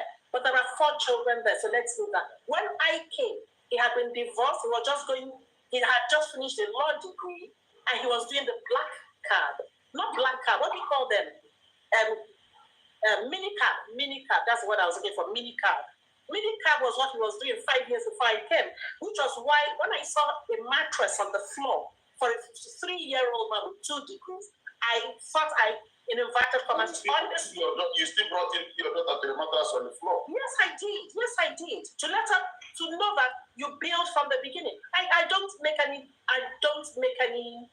hold anything against it. Any day I will support someone who's struggling and we build together, which was why I jumped in with my talents, my skills, my exposure, got a job. That's the money, that's how much we have. Let's build around that. Which was why I did. Got a job, that's the money, that's how much we have. Let's build around that. I will do that again any day. But will I encourage any of my children to wrap themselves around the man, as in handing everything? I will not. If they seek my advice, I will not go and say, don't do this, don't do this, don't do that. They seek my advice. No. Let a man struggle. I think it's in his DNA to be the one. But this one just happened. I don't like the word lazy, but from what like favorite said, precious favorite, he clearly was a lazy person. And I didn't know like lazy. So madam, someone as like you, someone that the way you talk, you still sound very young. Young boys might be after one of them, I don't know how you look. You still look, from your voice, still sounds like there's a lot of life. Now maybe we need to write down monkey style and all those styles that you weren't attempting that time. I'm not sure I understand what you said, but skip. Go on. I'm listening. Okay, ma. You will understand. Maybe when I'm older. Okay, ma. I'm just worried how a very intelligent woman like you, knowing fully his carelessness, love blinded you, and you want to let him have access to all this money. Yes. Allowed him have a child benefit for 19, for up to 16 years. 11 years. Allowed him have access to, keep the child benefit, and you just saw this reckless man for this number of years. And he didn't tell the government, no, this gambler, he didn't ask the government to stop paying that money into his account, knowing his gambling habits. You still continue to allow the children's benefits, the payments, an account that he had control over for all these years. Mommy, even when you have stopped him having access to your phone. Yes. Because I don't have integrity. It sounds a bit strange. That's great. No, I know. Because I thought he had enough integrity, he wouldn't steal his stepchild's money. I never expected. But when he stole the stepchild's money, he had nothing to show for it, and then went on to steal his own child's money. That was when he then uncovered that clearly this person there's more here. And I kept being patient. And because I know that because I remember he used to tell us when we first came how after his divorce and all of that, how he used to play the song. I don't remember the song that said, "I'm so lonely, I have nobody," and he used to play it and cry on my honor, that's part of why I just endured. Things will get better. Okay, now wait. You still, it's kind of lonely now. But let's also look at this now. So, like I asked initially, what would you do differently now? Maybe if you were to find another partner that would. If you look at what you didn't do well, let's say you were 55 now. Yes. You know, there's still life in front of you. You want to try dating again. You are not still exploring life then. So maybe you're 55, you want to try dating again. What mistakes did you know? What were your own personal failings? How did you fail him? How did you fail him? Not what you didn't make him do. How did you fail him? I will hold back more and I will let the man lead the way. So the day you have money, you eat. Well, I'm sorry, that's what I could do because I had a child in the relationship. Now I'm happy to stay. If you don't have money, we'll drink Gary. But I had a child then. There was no way I was not going to have food in the house. Again, if I go back to even at the lockdown, after he has said he wanted a separation, and I knew that because a first wife had thrown him out, and I knew I was not going to throw him out. I mean, my feet never stepped that room again until I left 8 months later. But I cooked, I cleaned, I did laundry, I dry cleaned his clothes. Okay, I think the last question I have is what was that last question? I'll let the people, if I remember it, I had only 2 questions for you. I'll give you my own verdict just shortly. By all means. I take responsibility. Sorry, go on. I'm not going to go into the real story because it's difficult to judge when I was not. Yeah. Okay. When I'm not there, I just need to. Hold on, let me just say this and I'll stop. I'll give you the floor. Madam. That's the second question. Can you give me 5 good qualities of this man that you can remember? He was very pleasant. He was quite a pleasant person at the beginning. But later, when he realized that I was very, well, for want of a better word, malleable, he realized the ways to control me. And when I realized that, I just steeled myself to it. He was very pleasant at the beginning. But again, the children tell an entirely different story. When I wasn't there, and mainly because I thought we were very good friends. I thought we were very, very good friends. And so from the beginning, my guards were down because like I keep emphasizing, I liked him a lot. I genuinely liked him. Okay, so the only thing that he was a very good man at the beginning, and that was what I saw. That's yes. the only thing you did about this man. You say? I asked for 5 good things about this man that you can remember. Yes. That he was very good at only the beginning. Because I know he wasn't very good if he couldn't afford you know to even bring you to the UK that you had to pay for your. It didn't matter. We were a team as far as I was concerned. We were a team.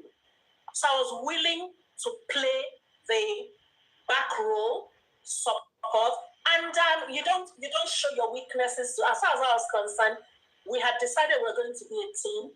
Everybody else was an outsider, and I was not going to show where the weakness in our relationship was. And that's why I know I said this as a joke, but genuinely till tomorrow, 3 years after I left, 4 years after I've left now, my family still didn't know that he wasn't the one who bought a ticket that took my child and me to England. Because it doesn't matter to me. I'm not going to now come out in public and show the dirty, see. The living is so filthy. I wash them. So let me I have a question. Bro, let me just finish and I hand over to you people and I shut talking. Let you people, yeah. Hello, Mama. Yeah. I like your use of grammar, your English word, number one. Madam, you incited your children against that man. Whether you want to believe it or not, I'm going to be direct. Okay. Yeah, you incited your children against the man. Unfortunately, You said something when he comes in and he sees you people, you snuggle with your children. And you said it at that point that it's not, I didn't want to say anything. You couldn't say anything. You didn't love the man. You know, women ban these words that don't exist anywhere. I don't see. A woman cannot break my heart. A woman created by God can no longer break my heart because I'm alive. Okay. Look at me because I am prepared any day. I'm every day. Even as much as I'm living with a daughter of Eve in the house. I am prepared every day. I know that this might be this video I'm doing with you might be my last time inside this house. Yeah. I'm prepared to move out at every point in time. Okay. Yeah. You never loved him, you know, because you people say these words all the time. Yeah, I love him. I love him. I love him. When I tell people here that this word doesn't exist, people think the only people you love and which you showed your children love. Yeah. People will say they showed a young brother love. You showed your daughter love. You never had love for the man, and you many times here you use the word. Even the last one here, last sentence you said, I really liked him. I didn't like him. I didn't like him. I didn't like him. You never even loved him. You said if it's a big, something like 25 feet deep, you will find something there. I'm proposing the words. Yeah.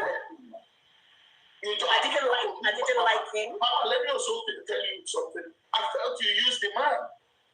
Really? You used him. Okay. These are my own. They might not be palatable. These are my opinion.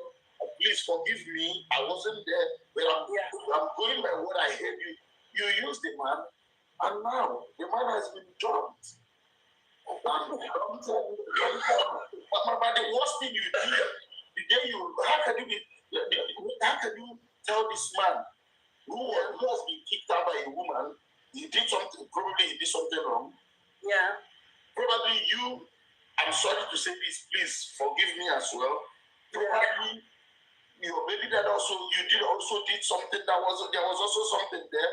Two people with some broken, if you look at the facet of the origin, you were also a broken woman coming from. Let's also see why you hadn't your heart so much. You could have been done before by a man. You could have been done hard by a man. Yeah? And you never healed to the point of loving a man. So people are writing nonsense here. You see, what I see, people here don't have a common knowledge. They don't have deep knowledge, very deep knowledge. They read things by, they don't look at things from you were a broken woman from a past relationship that you couldn't overcome. He was a broken man, two broken people that came together and always had suspicion about men. You always had, you didn't say it, but you always had suspicion about men. You weren't comfortable about men. And that was why it was difficult, because if there was no love, no complete love from you manifested by you couldn't go the extra mile to satisfy him sexually. Yeah, if you couldn't, children, they see these things. They see it, and they were seeing it. And when they saw that there was no, like for me, I do call my wife sometimes, please, let's not do anything in front of, let's not quarrel or argue in front of these children. Because they are grown now, because whatever they are doing is what they are taking into their homes.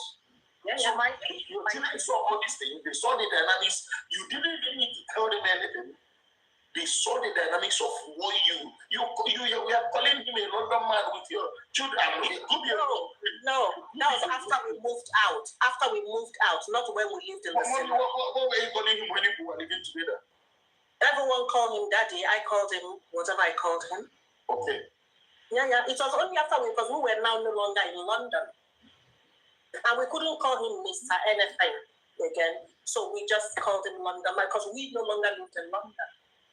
And his cousin is asking me, is it one wife you have? My sister, and my position is clear. Yes, I have one wife for today. One wife for two. And if she does what, because listening to the way women are so hard-hearted, and my wife is also so hard-hearted, I know that one day she might decide, all this one she's doing this. I know that one day, if she begins to, if every day big money, maybe she begins to earn big money, it's to hell with you. But I see it as well. I see the signs. I don't trust a woman now. From the things I'm seeing, I'm so skeptical of you people. I'll do whatever I can do as a human being. I'm so skeptical of what I'm seeing from you people. That is me. I'm open about my. But so mommy, the children saw all these dynamics, and it was difficult to respect the man. Your first daughter never saw him as her daddy. Although he never saw him. She never saw him as her daddy. And madam, the worst you did for me was when your child was to move to the US. You people were in a council house. Yeah. UK has very good schools. Yeah, I don't dispute. Yeah, you have to pay. If you were living in that place, the man probably was struggling. You saved money, paid international fees of tens of thousands of dollars. I didn't pay it at once. Please remember. For 2 years, money, whatever it costs, you pay. Yes. Pay for as against this man, and you also told this man, let's buy a house. All of a sudden, you borrow with him, you went and bought your own house. Yes. Mama. It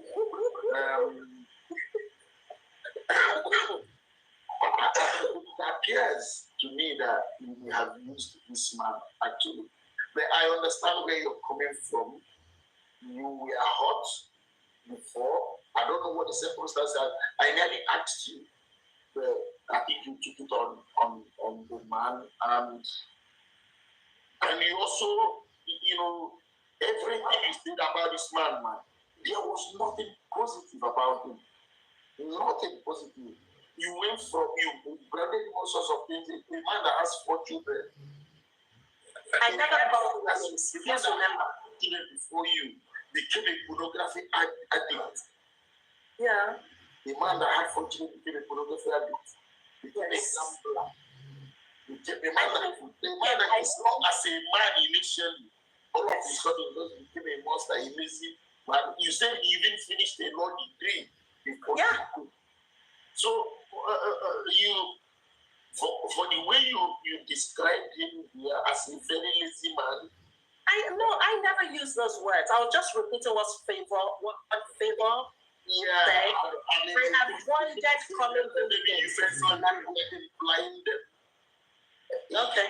It is difficult, and you couldn't take any responsibility for your own personal failing, not affiliated to him. You couldn't see in any place for the 22 years where you went wrong. I said I take full responsibility for letting things slide that much. No, that is also for letting him behave the way he behaved. You didn't take any responsibility for how you failed him, how your own actions failed you, how you possibly maltreated him, or how you disrespected him. You couldn't see, okay, I disrespected him in this way, which we all saw. I never treated him as my husband. I never saw anything like that. So, you have a problem which most African women have. They don't like it when I say this. You have a problem which most African women have. Lack of accountability. And I would encourage you, with all due respect. You're so much older than me. I'm not qualified to speak to you. I'm here for therapeutic reasons, so I accept your verdict. I'm not qualified. I'm not aged enough to speak to you, but I would encourage you to retrospectively about your actions. Do a 5-why analysis. Why did this happen? Why did this happen? I want you to begin to think about where you failed outside the man. Leave you what you didn't make the man to do. What you didn't think about you. Where I failed this man. Yeah. And you have a duty. Yeah. You have a duty, man.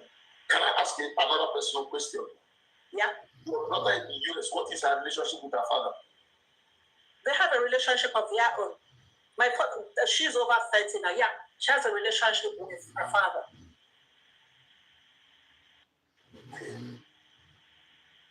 Does she have a relationship with the man that raised him? No. I've been working on that, but I've stopped because it's as if the more I talk about it, the more I exacerbate. You can't work on that when your language is this bad about you. You think my language is bad about you? You can't reconcile somebody. You can't reconcile two people. Yeah. You have to reconcile with yourself. You need to first of all reconcile with yourself. Yeah. Okay? Acknowledge your wrongs. Yeah. Acknowledge where you may have got it. I wasn't in this situation. I'm not trying to defend the man.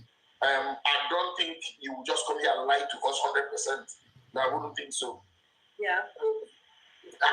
Reconcile with yourself before you now start. Your children need to see it. It's not about what you say. Your children need to see it in you. Yeah. Okay? And you have an action, which is go to the UK, bring them together. You are an adult now, the full adult 65 years. Bring all of them together.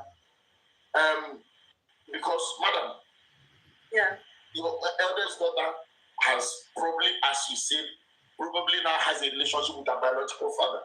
Yeah. But your second daughter, if anything happens to this man, the time will come when she will need the father.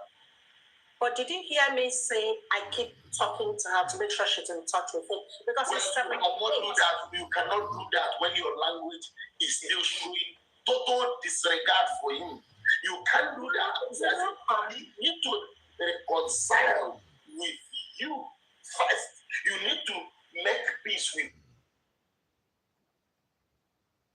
you. That you need to tell yourself now that your language about the man has to be totally gracious.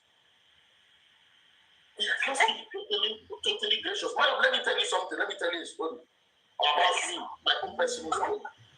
Yeah. In 2014, I went to bury my dad. And he saw us. Your dad? My father. Yeah. I was the only son. I was the only son in both. Yeah. The only son because my mom was the only wife he married. Okay. So I saw my father as a very great man. Very great man. I never believed that my father could do wrong. I saw my father as a very big disciplinarian. My father was a great pastor. After my first burial, my mother called us and said, look, your dad is gone now.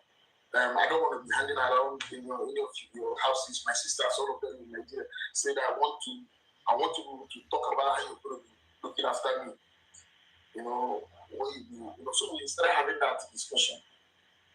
My mother said something along the line. I just said something. My mother became annoyed. I said, oh, this was the way you were talking to dad or something that time.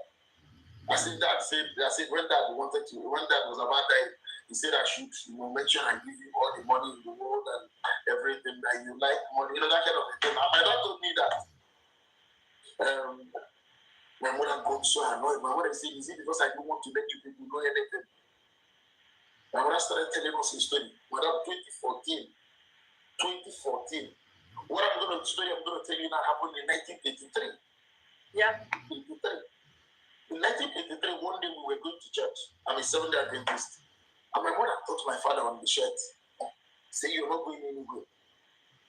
I said, yeah. My elder sisters were in boarding school. Yeah. My father and the rest of me put my father on the shirt. Yeah. I said, you're not going anywhere today. You're not going anywhere.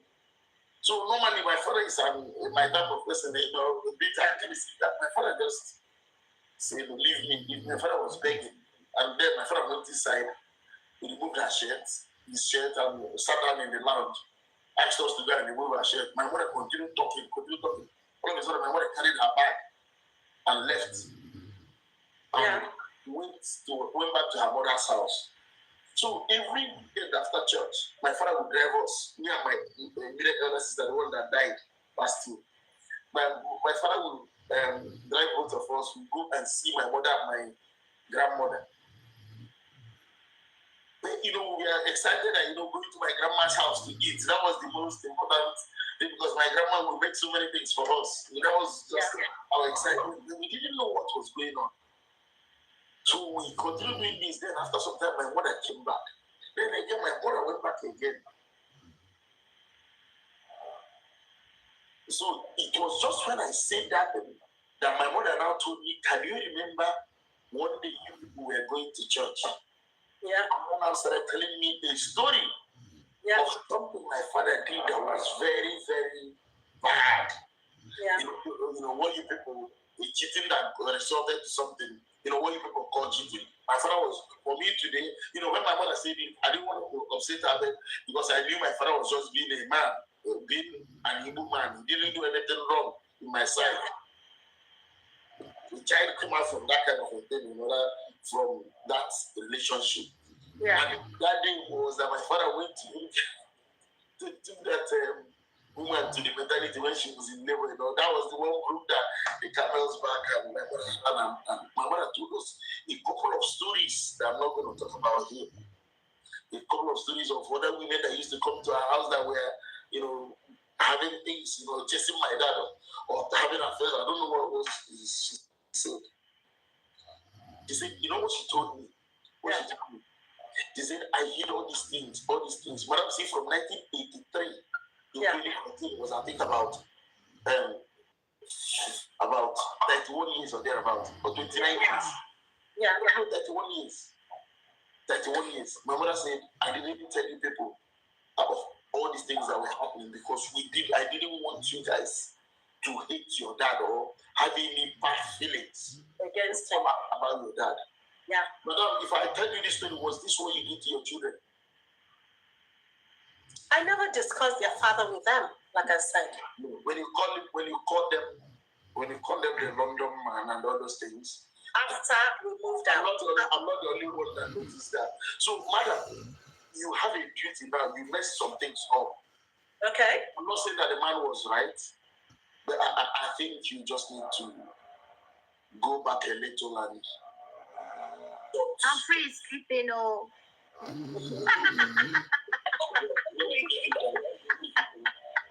stopping here. Mama, I think you just need to try and reconcile your kids to your. I will keep trying. I will not stop trying. The way to do it is that you need to work on yourself, condition yourself, make sure that you're now using the right words to describe him, to begin to praise him. I want you to go back now and begin to think about those things he did to you initially that made you fall in like with him. Fall in like with him. Try to dwell more on the positive and see if you can find some positives in you to muster up the courage to begin to remind these children of how this man was there for them.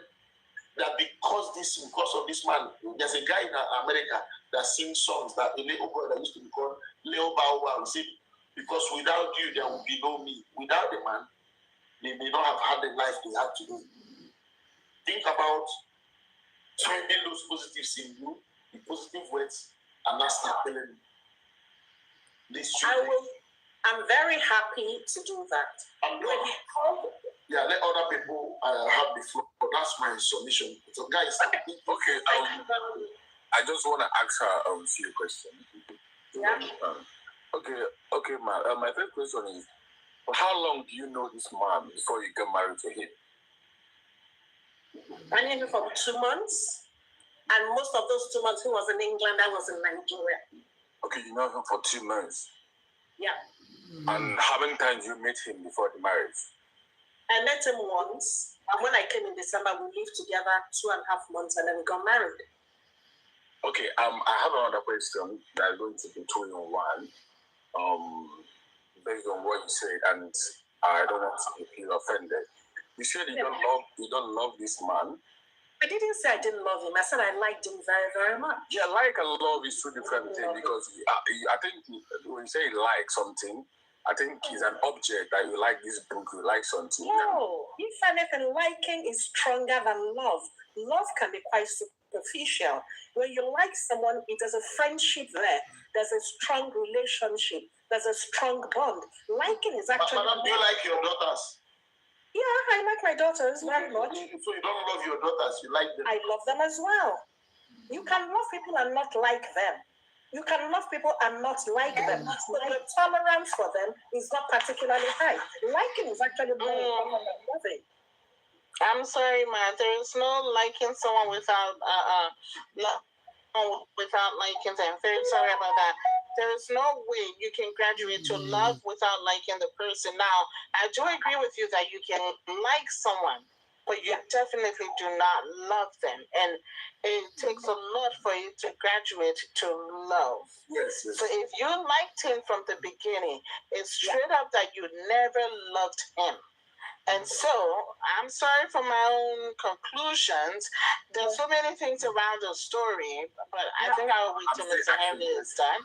Yeah, but Mama Zara, even the word you use, I think I would prefer, you see, I like the woman's honest, yeah?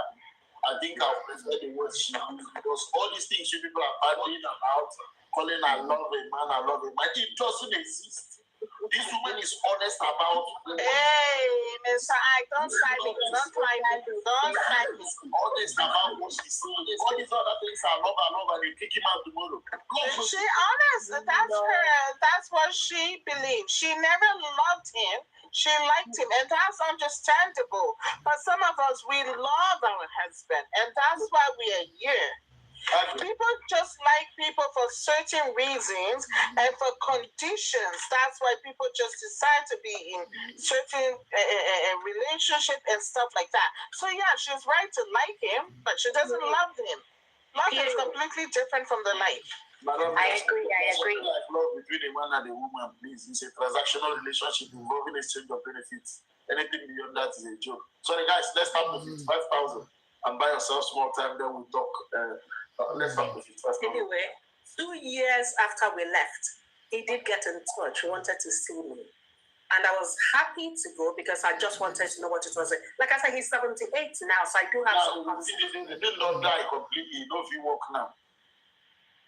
Oh, well, in fairness to him, the first thing he said that he knows that most of the things that went wrong came from his side. And he had to... I mean the thing you can't have enjoyed those things again. You can't make up with those things.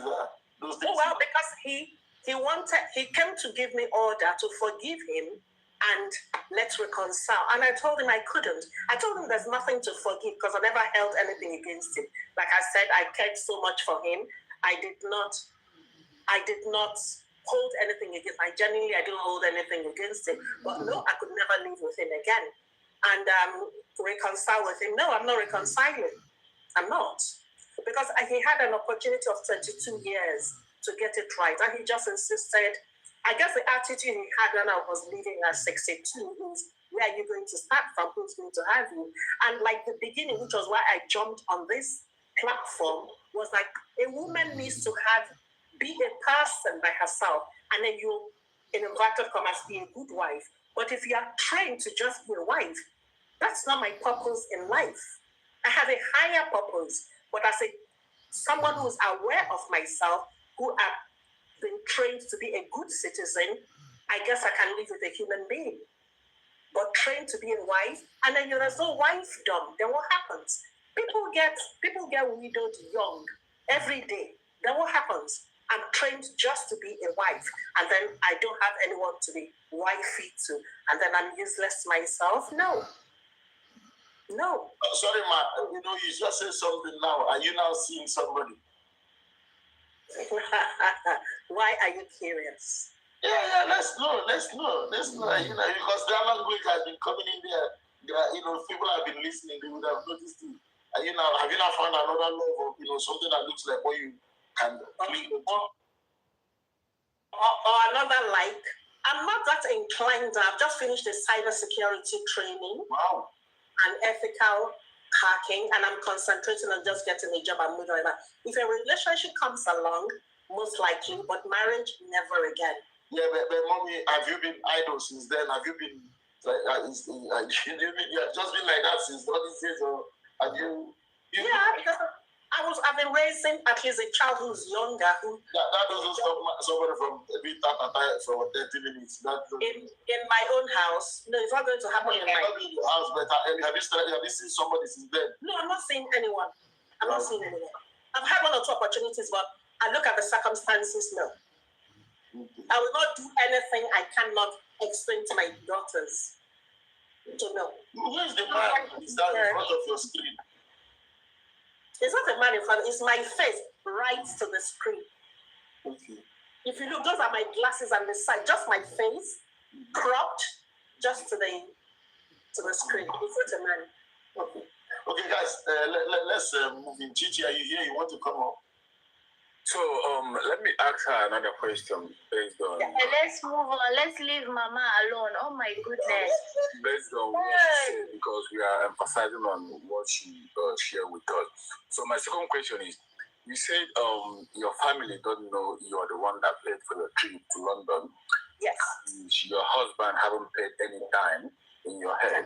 So, now my question is, for you to hide such thing from your family, does it mean you are desperate to get married because of because you are desperate to get married because of the circumstances? Maybe you have one child and the age, and you really want to travel, or you just want to do it because from what you say, you don't know this man just barely met him 2 months.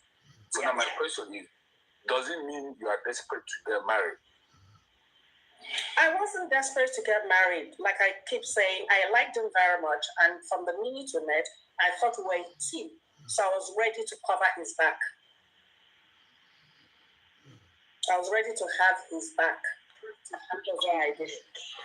But how can you have his back if you like him? Because I like him, that's why I was happy to have his back. But if you have somebody's back, you would be able to take a bullet for him.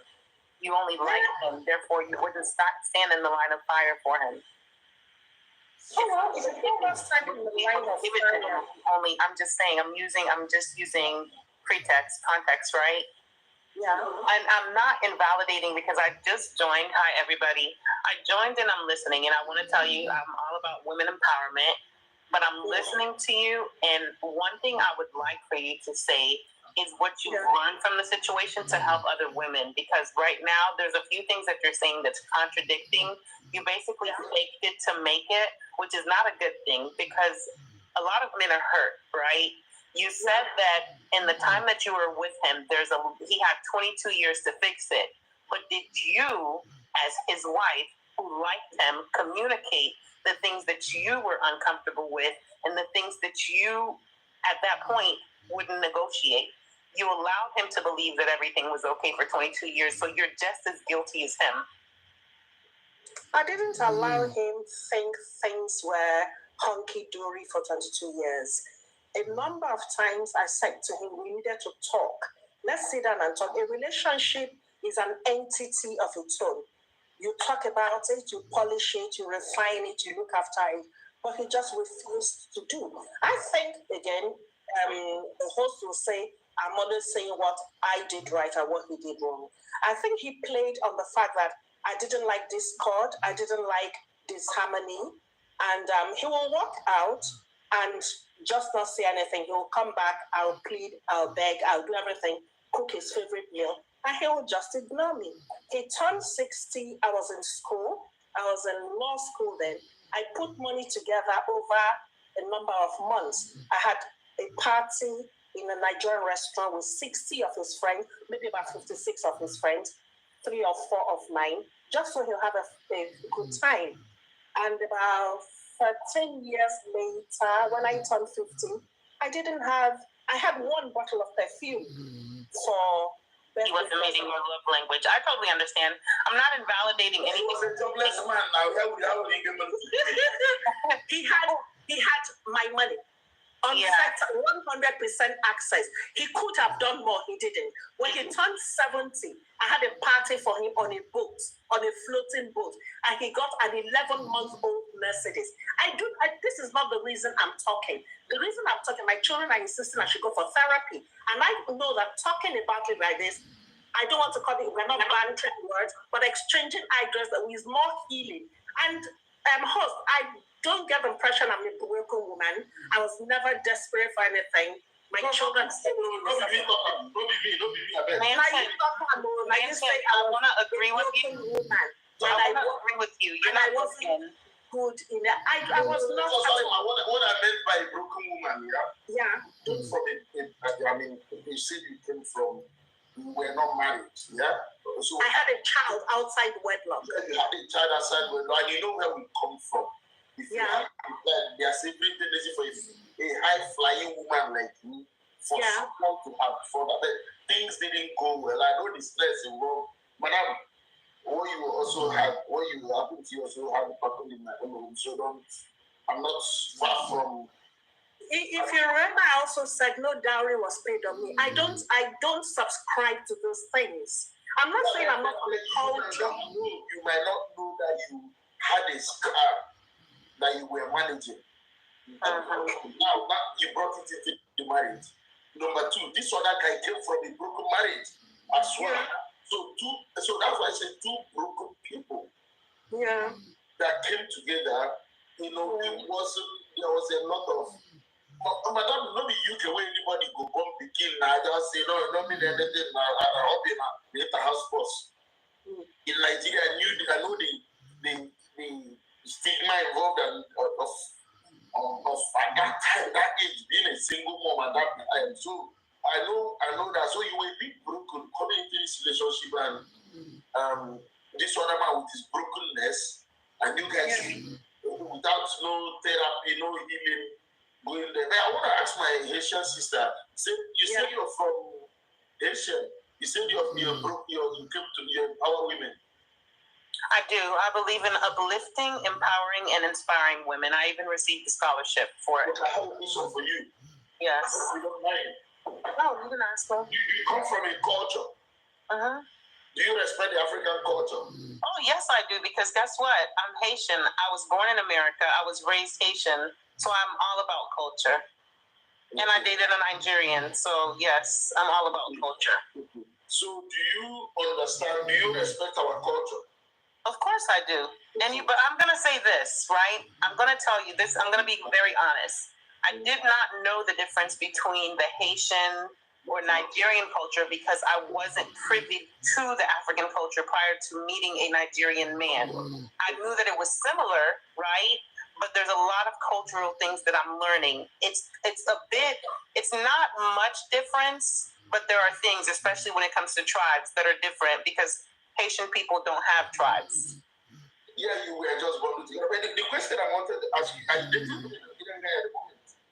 No, and we just cut it off. Okay, are you gonna come back to us again?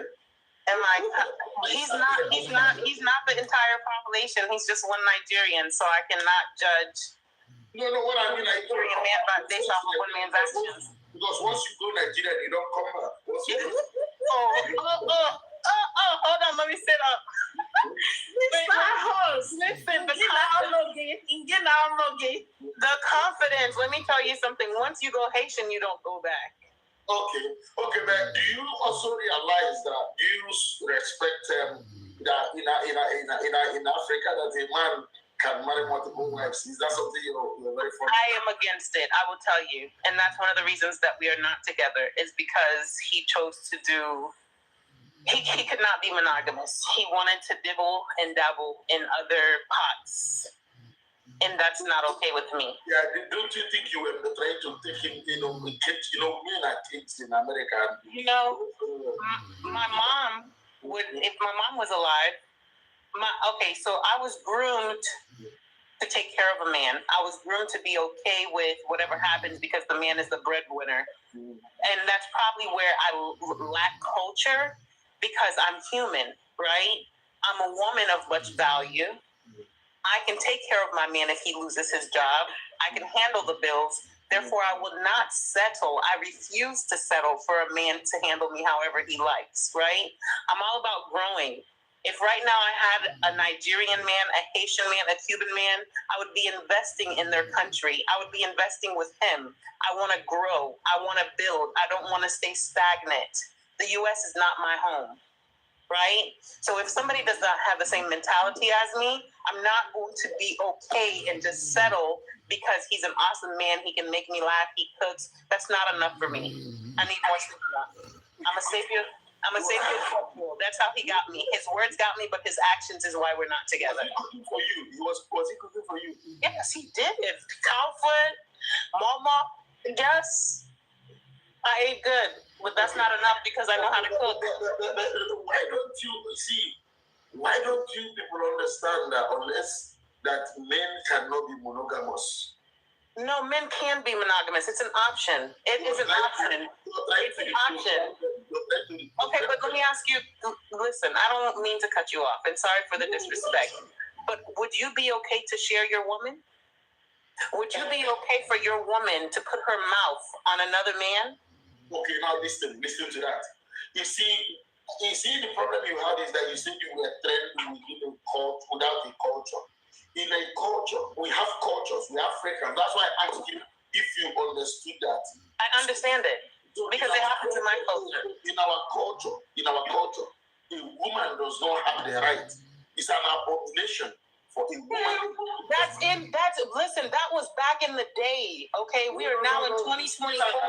Yes, because guess what? It's still an abomination. No, African women are opening their eyes and they are changing. They're flipping the game. They know their worth. They're not accepting of it, okay? So I totally understand where you're coming from. From the time that my mom, my dad, your mom, your dad, it was okay. We're living in a new age, a new time.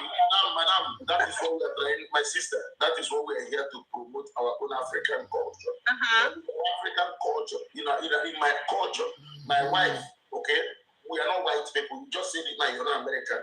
In my culture, a woman is an abomination, it's a taboo for a woman. So forget about we're economic migrants here, we can't determine what happens here. But it is a taboo for a woman in my village now or in my community to hear that a woman slept out.